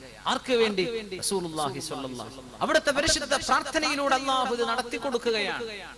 നമ്മൾ മനസ്സിലാക്കണം, ഖിയാമത്ത് നാളെ നടക്കാനുണ്ട്, ഭൂമിക്കൊരു അന്ത്യമുണ്ട്, പ്രപഞ്ചത്തിനൊരു അന്ത്യമുണ്ട് എന്ന് ശാസ്ത്രകാരന്മാരും പറയും. പക്ഷെ അവര് പറയുന്നത് എങ്ങനെയാ? മില്യൺ കണക്കിന് കൊല്ലം കഴിയുമ്പോ. ഇപ്പൊ സൂര്യൻ കത്തിക്കൊണ്ടിരിക്കുകയാണ്, കുറെ കാലം കത്തുമ്പോ ഇതിന്റെ സൂര്യനിൽ നടക്കുന്നത് എന്താണ്? ഹൈഡ്രജൻ ഹീലിയം ആയിക്കൊണ്ടിരിക്കുകയാണ് അല്ലെ. ഈ പ്രോസസ് തീർന്നാൽ, ഇന്ധനം തീർന്നു കഴിഞ്ഞാൽ അത് ഒരു ബ്ലാക്ക് മാറ്റർ, ഒരു കറുത്ത വസ്തുവായിട്ട് മാറുമെന്നാണ്. പ്രകാശമില്ലാത്ത ഗോളമായിട്ട് മാറും. അങ്ങനെ വരുമ്പോൾ അതിന്റെ ഗ്രാവിറ്റേഷൻ നഷ്ടപ്പെടും, ബാലൻസ് നഷ്ടപ്പെടും, ഉതിർന്നു വീഴുകയോ പ്രപഞ്ചത്തിൽ മറ്റേതെങ്കിലും ഗോളത്തിൽ പോയി ഇടിക്കുകയോ ചെയ്യാം. പക്ഷേ ഇതിന് മില്യൺ കണക്കിന് കൊല്ലത്തിന്റെ കണക്ക് പറയും. എപ്പോ? അതിന്റെ ഫിസിക്കൽ കാരണങ്ങളാൽ നടക്കണമെങ്കിൽ അങ്ങനെയാണ്. പക്ഷേ അല്ലാഹുവിന്റെ മുമ്പിൽ ഖിയാമത്ത് നാൾ നടക്കുന്നത് എങ്ങനെയാണ്? കണ്ണിമ വെട്ടുന്ന പോലെയാണ്. പെട്ടെന്ന് മനുഷ്യൻ ഇങ്ങനെ കണക്കൂട്ടും, കുറെ കാലം കഴിഞ്ഞിട്ടേ സംഭവിക്കുള്ളൂ. അല്ല, അല്ലാഹുവിന്റെ സമയമെത്തുമ്പോ ഇതിന്റെ ഒന്നും ആവശ്യമില്ല. ഈ കാരണങ്ങളെല്ലാം പെട്ടെന്ന് അങ്ങോട്ട് നടക്കുകയാണ്. അല്ലാഹുവിന്റെ കണക്കിൽ അങ്ങനെയാണ്. മനുഷ്യൻ നമ്മൾ അസ്ബാബുകളെ സംബന്ധിച്ച് പറയും, പക്ഷെ അല്ലാഹുവിന്റെ ചില മശീഅത്ത് വരുമ്പോൾ ഇത് ഇങ്ങനെയാണ്. യാ അല്ലാഹ്, റസൂലുള്ളാഹി സ്വല്ലല്ലാഹു അലൈഹി വസല്ലം തങ്ങളുടെ കാലം നടന്ന ഈ മഴ വളരെ അത്ഭുതകരം. ഒരുപാട് ഹദീസുകളിൽ മുസ്ലിം റളിയല്ലാഹു അൻഹു തങ്ങൾ മുത്തഫഖ് അലൈഹി ആയിട്ടുള്ള സംഭവമാണിത്. അപ്പോ ഇത് നബി സല്ലല്ലാഹു അലൈഹി വസല്ലം തങ്ങളുടെ നുബുവത്തിന്റെ അടയാളങ്ങളിൽ പെട്ടവരായിരുന്നു. ഇതിൽ ഒരുപാട് മസ്അലകൾ വരുന്നുണ്ട്. അന്നൽ ഇമാമ റാഇൻ വ മസ്ഊലുൻ അൻ റഇയതിഹി. ഇമാം റസൂലുള്ളാഹി സ്വല്ലല്ലാഹു അലൈഹി വസല്ലം ജനങ്ങളുടെ ഇമാമാണ്, അവരുടെ നേതാവാണ്. അവരെ ജനങ്ങളുടെ വിഷയങ്ങൾ അന്വേഷിക്കുകയും അതിൽ ഇടപെടുകയും ചെയ്യണം എന്ന് പഠിപ്പിക്കുകയായിരുന്നു അതിൽ ഒരു താല്പര്യം. മഴയില്ല, അല്ലാഹുവേ മഴ തരണം പടച്ചവനെ. പിന്നെ റസൂലുള്ളാഹി സ്വല്ലല്ലാഹു അലൈഹി വസല്ലം അവിടുത്തെ സൗമനസ്യത, അവിടുത്തെ ഏറ്റവും നല്ല ശുദ്ധമായ സ്വഭാവം. ഒരു ആവശ്യം ചോദിച്ചാൽ ഒരാളെയും നിരാകരിക്കുമായിരുന്നില്ല റസൂലുള്ളാഹി സ്വല്ലല്ലാഹു അലൈഹി വസല്ലം. استحباب طلب انقطاع المطر عن المنازل اذا كثر وتضرروا به. മഴ വന്നിട്ട് ഒരുപാട് മനുഷ്യർ ബുദ്ധിമുട്ടായി കഴിഞ്ഞാൽ ആ മഴയെ നീക്കിത്തരണം എന്ന് ദുആ ചെയ്യൽ സുന്നത്താണ് എന്ന് പഠിപ്പിക്കുകയാണ്. ഇവിടെ നോക്കണം, മഴ അങ്ങോട്ട് കൂടുമ്പോ ഞങ്ങൾക്ക് മഴ മതി എന്നല്ല പറഞ്ഞത് റസൂലുള്ളാഹി സ്വല്ലല്ലാഹു അലൈഹി വസല്ലം. മഴ അല്ലാഹു തആല അൻസൽനാ മിനസ് സമാഇ മാഅൻ ബിഖദറിൻ, വളരെ കൃത്യമായ അളവിലാണ് അല്ലാഹു മഴ വർഷിപ്പിക്കുന്നത് എന്ന്. കൃത്യമായ അളവിലാണ്. എല്ലാ വർഷവും പെയ്യുന്ന മഴയുടെ തോത് ഒന്നാണെന്നാണ്. ഒരു രാജ്യക്കാർക്ക് കൂടുതൽ കിട്ടിയാൽ ഒരു രാജ്യത്ത് അത് കുറഞ്ഞിട്ടുണ്ടെന്നാണ്. നമുക്ക് കുറഞ്ഞാൽ വേറെ ഏതോ പ്രദേശത്ത് കൂടുതൽ കൊടുത്തിട്ടുണ്ട്. ഇബ്നു അബ്ബാസ് റളിയല്ലാഹു അൻഹു പറയുമായിരുന്നു, ബിഖദരിൻ, കൃത്യമായ അളവിലാണ് മഴ വർഷിക്കുന്നത്. അത് എത്രയാണ്, അത് എത്ര മില്ലിമീറ്റർ ആണ്, സെന്റിമീറ്റർ ആണ്, അള്ളാഹുവിന്റെ കണക്കിൽ കൃത്യമാണ്. അതൊരിക്കലും ഏറുന്നില്ല, കുറയുന്നില്ല. ഒരു കൂട്ടർക്ക് കുറയുമ്പോൾ മറ്റൊരു കൂട്ടർക്ക് കൂടുന്നുണ്ട്. ബാലൻസിലാണ് എല്ലാ വർഷവും മഴ വർഷിക്കുന്നത്. അതന്നെ വലിയ അത്ഭുതമാണ്. ആ മഴങ്ങാനും കൂടിക്കഴിഞ്ഞാൽ ഞങ്ങൾക്കത് വേണ്ടല്ലാ എന്ന് പറയരുതെന്നാണ്. അല്ലാഹുമ്മ, അല്ലാഹുവേ, ഹവാലൈന, ഞങ്ങളുടെ ചുറ്റും അത് കൊടുക്കു പടച്ചവനെ, വല അലൈന, ഞങ്ങൾക്കെതിരായിട്ടത് വേണ്ട അല്ലാ. ഇങ്ങനെയാണ് അല്ലാഹുവിനോട് ചെയ്യുന്ന അദബാണ്. ഞങ്ങൾക്കത് മതി, അതല്ല. ഇനി അല്ലാഹുവേ, മറ്റുള്ള ആളുകൾക്കൊക്കെ ആയിക്കോട്ടെ, ഞങ്ങൾക്ക് ചുറ്റും ആയിക്കോട്ടെ. അല്ലാഹുമ്മ ഹവാലൈന വല അലൈന. മറ്റൊരു റിവായത്തിലുണ്ട്, അല്ലാഹുമ്മ അലാ റൂസിൽ ജിബാൽ, അല്ലാഹുവേ, പർവ്വതങ്ങളുടെ മുകളിലേക്ക് കൊണ്ടുപോകണമേ മേഘങ്ങളെ. വൽ ആഖാം, അതുപോലെ തന്നെ വൃക്ഷങ്ങളുള്ള കാടുകളിലേക്ക്. വബുതൂനിൽ ഔദിയ, വബുതൂനിൽ ഔദിയ, താഴ്വരകളിലെ വെള്ളം ഒഴുകാനുള്ള പാസേജുകളിലേക്ക്. വമനാബിതി ഷജർ, ചെടികൾ മുളക്കുന്ന ഇടങ്ങളിലേക്ക് അങ്ങോട്ടൊക്കെ കൊടുക്കു പടച്ചവനെ എന്ന് റസൂലുള്ളാഹി സ്വല്ലല്ലാഹു അലൈഹി വസല്ലം. അപ്പോഴും അതൊരു ഉപകാരത്തിലേക്കാണ് കൊടുക്കുന്നത്. അതൊക്കെ ഈ സ്ഥലങ്ങളൊക്കെ വെള്ളം ഉപകാരപ്പെടുന്ന സ്ഥലങ്ങളാണ്. വെള്ളം നഷ്ടപ്പെടുന്നില്ല. അല്ലാഹുവിന്റെ റസൂൽ സ്വല്ലല്ലാഹു അലൈഹി വസല്ലം ആ ഒരു ദുആയിൽ പോലുമുള്ള അത്ഭുതങ്ങൾ പറയാണ്. ജുമുഅയുടെ ഖുതുബയിൽ മഴ തേടുന്നത് മശ്റൂആണ്, അത് ചെയ്യാൻ പറ്റും. അതുപോലെ തന്നെ ദുആ ചെയ്യുന്ന സമയം, ഖുതുബ ഓതുന്ന നേരത്ത് ദുആ ചെയ്തത് എങ്ങനെയാണ്? തങ്ങൾ ഖിബല ഇങ്ങോട്ടാണെങ്കിൽ ഇമാമ് മഅ്മൂമിങ്ങളിലേക്കാണ് ഖുതുബ നിർവഹിക്കുക. അപ്പൊ ഖിബലയുടെ ഭാഗം മഅ്മൂമിന്റെ ബാക്കിലോട്ടാണ്. പക്ഷെ ദുആ ചെയ്യുമ്പോൾ ഖിബലയിലേക്ക് അല്ലാതെ കൈ ഉയർത്തിയാലും ദുആ സ്വഹീഹ് തന്നെയാണ്, അതിൽ കുഴപ്പമില്ല എന്ന ഒരു ആശയവും ഈ ഹദീസിൽ പഠിക്കാനുണ്ടെന്നാണ്. അത് മാത്രമല്ല, മഴയെ തേടുന്ന സമയത്ത് ഖുതുബ നിർവഹിക്കുന്ന ഇമാമിന് കൈ ഉയർത്താം. സത്യത്തിൽ ഖുതുബ ഓതുന്ന ഇമാം കൈ ഉയർത്താൻ പാടില്ലെന്നാണ് ദുആഇറക്കുമ്പോൾ. നാട്ടിലൊക്കെ ശ്രദ്ധിച്ചിട്ടുണ്ടോ എന്നറിയില്ല. അതാണ് അതിന്റെ ആദാബുകളിൽ ഇമാം നബി റളിയല്ലാഹു അൻഹു നമ്മുടെ ഫുഖഹാക്കളൊക്കെ രേഖപ്പെടുത്തിയ സംഭവമാണ്. അതുകൊണ്ട് സുന്നത്തുണ്ട് ഒരു വിരൽ ഉയർത്തൽ. اللهم اغفر للمؤمنين والمؤمنات والمسلمين والمسلمات പറയുമ്പോൾ ഒരു വിരൽ ഉയർത്തൽ സുന്നത്ത്. പക്ഷെ കൈ ഇങ്ങനെ ഉയർത്താൻ പാടില്ല. ആര്? ഇമാം ഉയർത്തരുത്, മഅ്മൂമിങ്ങൾ ഉയർത്തണം. ഇമാമിന് അതുപോലും സുന്നത്തില്ല ഖുതുബയിൽ. പക്ഷേ മഴയെ തേടുകയാണെങ്കിൽ അവിടെ കൈ ഉയർത്തൽ സുന്നത്താണ്. കാരണം റസൂലുള്ളാഹി സ്വല്ലല്ലാഹു അലൈഹി വസല്ലം മഴയെ തേടുമ്പോൾ അങ്ങനെ ചെയ്തിട്ടുണ്ട്. അതിൽ മറ്റു ചില കാര്യങ്ങളും പഠിക്കാനുണ്ട്. ഖുതുബ എന്നത് പ്രസംഗമല്ല എന്ന് പഠിപ്പിക്കുകയാണ്. ആണെങ്കിൽ പ്രസംഗിക്കുമ്പോൾ കൈ ഉയർത്തിക്കൂടെ, ആംഗ്യം കാണിച്ചൂടെ? ഖിബലയിൽ നിന്ന് മുഖം തിരിക്കരുത് ഖുതുബ ഓതുന്ന അവർ ഇമാമികളിലേക്ക് തിരിഞ്ഞു നിൽക്കുന്ന ആ ഒരു വിജയത്തിൽ നിന്ന് മുഖം തിരിക്കുക, ഒരു പ്രഭാഷണത്തിന്റെ ശൈലിയിലേക്ക് ശരീരം ആംഗ്യവിക്ഷേപങ്ങൾ ചെയ്യാൻ പാടില്ലെന്നാണ്. പക്ഷെ ആൾക്കാർ ചെയ്യുന്നുണ്ടല്ലോ. നമുക്ക് എന്ത് ചെയ്യാൻ പറ്റും? ആൾക്കാരങ്ങനെ ചെയ്യുന്നുണ്ട്. നമ്മളൊക്കെ ഇവിടെ ഖുതുബൊക്കെ അറ്റൻഡ് ചെയ്യുന്നുണ്ട്, ഇമാമിയങ്ങൾ ശരിക്കും പ്രസംഗിക്കുന്ന പോലെ ചെയ്യുന്നുണ്ട്. പക്ഷേ ഖുതുബയുടെ ആദാബുകളിൽ പറഞ്ഞത് നേരെ മറിച്ചാണ്. മഴയെ തേടുന്ന നിസ്കാരത്തിന് അതിന് ദുആ ഇറക്കുന്ന സമയം പോലും ഇമാം ഖുതുബ ഓതുന്ന ഇമാം വിരലേ ഉയർത്താവൂ, കൈ ഉയർത്തരുത്. അത്രയും അച്ചടക്കത്തിലാണ് ഖുതുബ നിർവഹിക്കുന്നത്. യാ അല്ലാഹ്. അപ്പോ ഇമാമിങ്ങൾ ഈ ഹദീസ് ഉദ്ധരിച്ചിട്ട് പറയുന്ന വിഷയം ഇതാണ്: മഴയെ തേടുന്ന ദുആ ആണെങ്കിൽ അവിടെ കൈ ഉയർത്തിക്കോട്ടെ. നമ്മളൊക്കെ ആരെങ്കിലും ഖുതുബക്ക് ഇമാമുക്കാണെങ്കിൽ മസാല ഓർമ്മ ഉണ്ടായിക്കോട്ടെ. അതിനാണ് അല്ലേ ജവാസ് മുഖാലമത്തിൽ ഇമാമി ഫിൽ ഖുത്ബത്തിൽ ഹാജ. ഒരു അത്യാവശ്യ പ്രശ്നങ്ങൾ ഉണ്ടെങ്കിൽ ഖുത്ബ നിർവഹിക്കുന്ന സമയം ഇമാമുമായി സംവദിക്കൽ ജായിസാണ് എന്ന് പഠിപ്പിക്കുന്നുണ്ട് ഈ സംഭവത്തിൽ. വഅന്നഹാ ലാ തൻഖതിഉ ബിൽ കലാം വലാ തഫ്സുദുൽ ജുംഅത്തുൽ മുതകല്ലിമി മഅൽ ഇമാം. അല്ലാഹുവിന്റെ റസൂലേ, ദുആ ഇറക്കണം. ഖുത്ബയുടെ നേരം ദുആഇന് ഉത്തരം കിട്ടുന്ന നേരമാണ്. ജനങ്ങൾ മുഴുവനും മരണത്തോട് മല്ലടിക്കുന്ന അവസ്ഥയിൽ കുഞ്ഞുങ്ങൾക്ക് കുടിക്കാൻ പാലില്ല നബിയെ. വളരെ ചില റിവായത്തുകളൊക്കെ വന്നത് ഭയങ്കരമാണ്. നബിയെ, കുഞ്ഞുങ്ങൾ പട്ടിണിയാണ്, ഉമ്മമാർക്ക് പാൽ കൊടുക്കാൻ വയ്യ, എന്തേ അവർക്ക് പോലും വെള്ളമില്ല, ഞങ്ങൾക്ക് മഴ വേണം നബിയെ. അത്തരം ചില വിഷയം ഇമാമിനോട് ഉയർത്തുന്നത് പോലും കുഴപ്പമില്ല എന്ന് ജവാസിദിലുണ്ട് എന്ന് അഭിപ്രായപ്പെട്ട ഉലമാ ഉണ്ട്. സുബ്ഹാനല്ലാഹ്. അപ്പോ ഇങ്ങനെ ചില അദാബുകളൊക്കെ ഈ ഹദീസിൽ നിന്ന് പഠിക്കാൻ പറ്റും. നമ്മൾ മനസ്സിലാക്കുന്നത് മഴ എന്ന് പറഞ്ഞ സംഭവത്തിൽ അല്ലാഹു തആല നിശ്ചയിച്ചിട്ടുള്ള അല്ലാഹുവിന്റെ ചില കാര്യകാരണങ്ങൾ, ആ കാരണങ്ങളെല്ലാം മറികടന്നുകൊണ്ട് റസൂലുള്ളാഹി സ്വല്ലല്ലാഹു അലൈഹി വസല്ലം അവിടുത്തെ കാലഘട്ടത്തിൽ അവിടേക്ക് വളരെ സുഭിക്ഷമായ ഒരു മാസക്കാലത്തെ മഴ വർഷിപ്പിച്ച സംഭവം പരിശുദ്ധ ഹദീസിൽ സ്വഹീഹുൽ ബുഖാരിയിൽ നമുക്ക് കാണാൻ കഴിയും. പിന്നെ റസൂലുള്ളാഹി സ്വല്ലല്ലാഹു അലൈഹി വസല്ലം മഴയുടെ ചില ആദാബുകൾ മനസ്സിലാക്കുക. അനസ് റളിയല്ലാഹു അൻഹു ഖാൽ അസ്വാബനാ വനഹ്നു മഅ റസൂലില്ലാഹി സ്വല്ലല്ലാഹു അലൈഹി വസല്ലം മത്റുൻ, ഞങ്ങൾ ഹബീബായ റസൂലുള്ളാഹി സ്വല്ലല്ലാഹു അലൈഹി വസല്ലം അവിടത്തോട് കൂടെ ഇരിക്കുമ്പോൾ ഞങ്ങൾക്ക് മഴ കിട്ടി. ഖാല ഫഹസറ തൗബ, ശരീരത്തിന്റെ ചില ഭാഗത്ത് നിന്ന് കാലിന്റെ ഭാഗത്ത് നിന്ന് വിശിഷ്യ അവിടുന്ന് കൈഭാഗത്ത് നിന്നൊക്കെ വസ്ത്രത്തെ അവിടുന്ന് മേലോട്ട് ഉയർത്തി ആ മഴവെള്ളം ശരീരത്തിൽ തട്ടുന്നത് വരെ. എന്നിട്ട് അവിടുന്ന് പറഞ്ഞു, ഇത് റബ്ബിന്റെ അടുത്ത് നിന്ന് ഇപ്പം ഇങ്ങോട്ട് വന്നതാണ്, അള്ളാഹുവിനോട് വളരെ അടുത്ത ബന്ധമുള്ള ഒരു നിഅമത്താണിത്, അത് ദേഹത്ത് അയക്കോട്ടെ എന്ന് പറഞ്ഞു റസൂലുള്ളാഹി സ്വല്ലല്ലാഹു അലൈഹി വസല്ലം. മഴ ദേഹത്തേക്ക് തട്ടിച്ചു എന്ന് അനസ് റളിയല്ലാഹു അൻഹു ഇമാം റവാഹുൽ ബുഖാരി വ മുസ്ലിം ഫി സ്വഹീഹൈഹിമാ, രണ്ടുപേരും സ്വഹീഹ് ബുഖാരി മുസ്ലിമും ഉദ്ധരിച്ചിട്ടുള്ള ഹദീസിൽ ഇത് വന്നിട്ടുണ്ട്. ഒരിക്കലും മഴയെ ശപിച്ചുകൊണ്ട് പറയാൻ പാടില്ല. വലിയ നിഅമത്താണ്, വലിയ നിഅമത്താണ്. നമ്മുടെ നാട്ടിലൊക്കെ ആ നിഅമത്ത് എമ്പാടും കിട്ടുന്ന പ്രദേശല്ലേ നമ്മുടെ നാട്. എത്ര വലിയ നിഅമത്താണ്. മഴ വർഷിക്കുന്ന നേരത്ത് ദുആഇന് ഉത്തരം കിട്ടുമെന്നാണ്. സുബ്ഹാനല്ലാഹ്. ഹദീഥു അഹദിൻ ബിറബ്ബി, അല്ലാഹുവിന്റെ അടുത്ത് നിന്ന് ഇപ്പം ഇങ്ങോട്ട് വന്നിട്ടുള്ളൂ, അങ്ങനത്തെ നിഅമത്താണ് മഴ എന്ന് പറഞ്ഞ് റസൂലുള്ളാഹി സ്വല്ലല്ലാഹു അലൈഹി വസല്ലം ദേഹത്തേക്ക് മഴ പുരട്ടി. യാ അല്ലാഹ്, എന്താണ് പറഞ്ഞതിനർത്ഥം?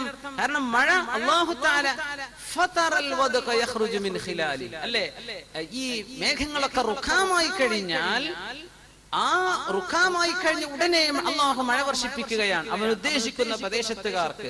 ആ മഴ വർഷിപ്പിച്ചത് അള്ളാഹു ചെയ്ത പണിയാണ്. അതുകൊണ്ട് അള്ളാഹുവിന്റെ ഒരു ഫിഅലുമായി അടുത്ത് ബന്ധപ്പെട്ട ഒരു സംഗതിയാണ്, അള്ളാഹുവിന്റെ ഒരു ഖുദ്റത്തുമായി ഉടനെ ബന്ധപ്പെട്ട് കിടക്കുന്ന സംഗതിയാണ് ഇപ്പൊ ഇറങ്ങി വരുന്നത്. ഇത് ദേഹത്തൈക്കോട്ടെ എന്ന് റസൂലുള്ളാഹി സ്വല്ലല്ലാഹു അലൈഹി വസല്ലം. ലമ്മാ നസലൽ മത്റു മറ, ഒരിക്കൽ മഴ വർഷിച്ചപ്പോൾ റസൂലുള്ളാഹി സ്വല്ലല്ലാഹു അലൈഹി വസല്ലം ഖറജ മിനൽ മൻസിലി, വീട്ടിൽ നിന്ന് പുറത്തിറങ്ങി, വകശഫ അൻ റഅസിഹി, അവിടുത്തെ തലങ്ങൾ തുറന്നു വെച്ചു, തലയിൽ തലപ്പാവ് മാറ്റി വെച്ചു, ലിയുസീബഹു അൽ മത്ർ, തലയിലേക്ക് മഴ കിട്ടാൻ വേണ്ടി, വഅഖദ യംസഹു റഅസഹു ബിമാ അസ്വാബ, കയ്യിലേക്ക് കിട്ടിയ മഴ കൊണ്ട് തലയിൽ തടവാൻ തുടങ്ങി. വയഖൂൽ, അവിടുന്ന് പറഞ്ഞു, ഇന്നഹു ഹദീഥു അഹദിൻ ബിറബ്ബി, അല്ലാഹുവിനോട് വളരെ അടുത്ത് ബന്ധമുള്ള ഒരു നിഅമത്താണല്ലോ ഈ മഴ എന്ന് അവിടുന്ന് പറയുകയും ചെയ്തു സ്വല്ലല്ലാഹു അലൈഹി വസല്ലം. അത്രക്ക് അവിടുന്ന് മഴയെ അള്ളാഹുവിന്റെ വലിയൊരു റഹ്മത്തായിട്ട് കാണുകയും അതിനോട് കാണിക്കേണ്ട ആ ഒരു റഹ്മത്തിനോടുള്ള നന്ദി റസൂലുള്ളാഹി സ്വല്ലല്ലാഹു അലൈഹി വസല്ലം പറയുകയും പഠിപ്പിക്കുകയും ചെയ്തു എന്ന് ഈ ഹദീസിൽ നമുക്ക് പറയാൻ മനസ്സിലാക്കാൻ കഴിയും. ഇത് ആദ്യമായിട്ട് പെയ്യുന്ന മഴയാണ്, അല്ലേ? അങ്ങനത്തെ മഴകളിൽ ശരീരത്തിലേക്ക് തട്ടിക്കൽ, ആ വെള്ളം ദേഹത്തേക്ക് ആക്കൽ സുന്നത്തുണ്ടെന്നാണ്. നമ്മുടെ നാട്ടിലൊക്കെ ചെയ്യുന്ന സ്ഥിരം ചെയ്യുന്ന മഴ കൊണ്ട് നടക്കണം എന്നല്ല പറഞ്ഞതിന്റെ അർത്ഥം. പക്ഷേ ഒരു മഴ ആദ്യമായിട്ട് വർഷിക്കുമ്പോ അത് സാധിക്കുമെങ്കിൽ അതുകൊണ്ട് വല്ല അസുഖവും കാര്യമൊന്നും വരൂല. എന്നാൽ ആ മഴ ലേശൊന്ന് ദേഹത്തേക്കൊന്ന് തട്ടിക്കുക, അത് റസൂലുള്ളാഹി സ്വല്ലല്ലാഹു അലൈഹി വസല്ലം ചെയ്ത പണി. വഹാദിഹി സുന്നത്തു സാബിതത്തുൻ ഫി സ്വഹീഹ് വഅലൈഹി ഫയഖൂമുൽ ഇൻസാനു വയഖ്റുജു ശൈഅൻ വയുഖ്രിജു ശൈഅൻ മിൻ ബദനി ഇമ്മാ മിൻ സാഖിഹി ഔ മിൻ ദിറാഇഹി, കാലോ അല്ലെങ്കിൽ കയ്യോ മഴയത്തേക്ക് ആക്കിക്കൊടു, ഔ മിൻ റഅസി ഹത്താ യുസീബഹുൽ മത്റു ഇത്തിബാഅൻ ലിസുന്നത്തിൻ നബി സ്വല്ലല്ലാഹു അലൈഹി വസല്ലം. അത് സുന്നത്താണെന്ന് മഹാന്മാരായ ഉലമാവ് പറഞ്ഞു. മഴ വർഷിക്കുന്ന സമയത്ത് ദുആ ചെയ്യണം, അല്ലേ? മഴ വർഷിക്കുമ്പോൾ ദുആ ചെയ്യണം, സ്വയ്യിബൻ അല്ലാഹുമ്മ സ്വയ്യിബൻ നാഫിഅ, അല്ലാഹുമ്മ സ്വയ്യിബൻ നാഫിഅ, അല്ലാഹുവേ വളരെ ഉപകാരപ്പെടുന്ന നിന്റെ റഹ്മത്ത് ചൊരിയുന്ന മഴയാക്കി തരണം അല്ലാഹ്, അല്ലാഹുവേ അല്ലാഹുമ്മ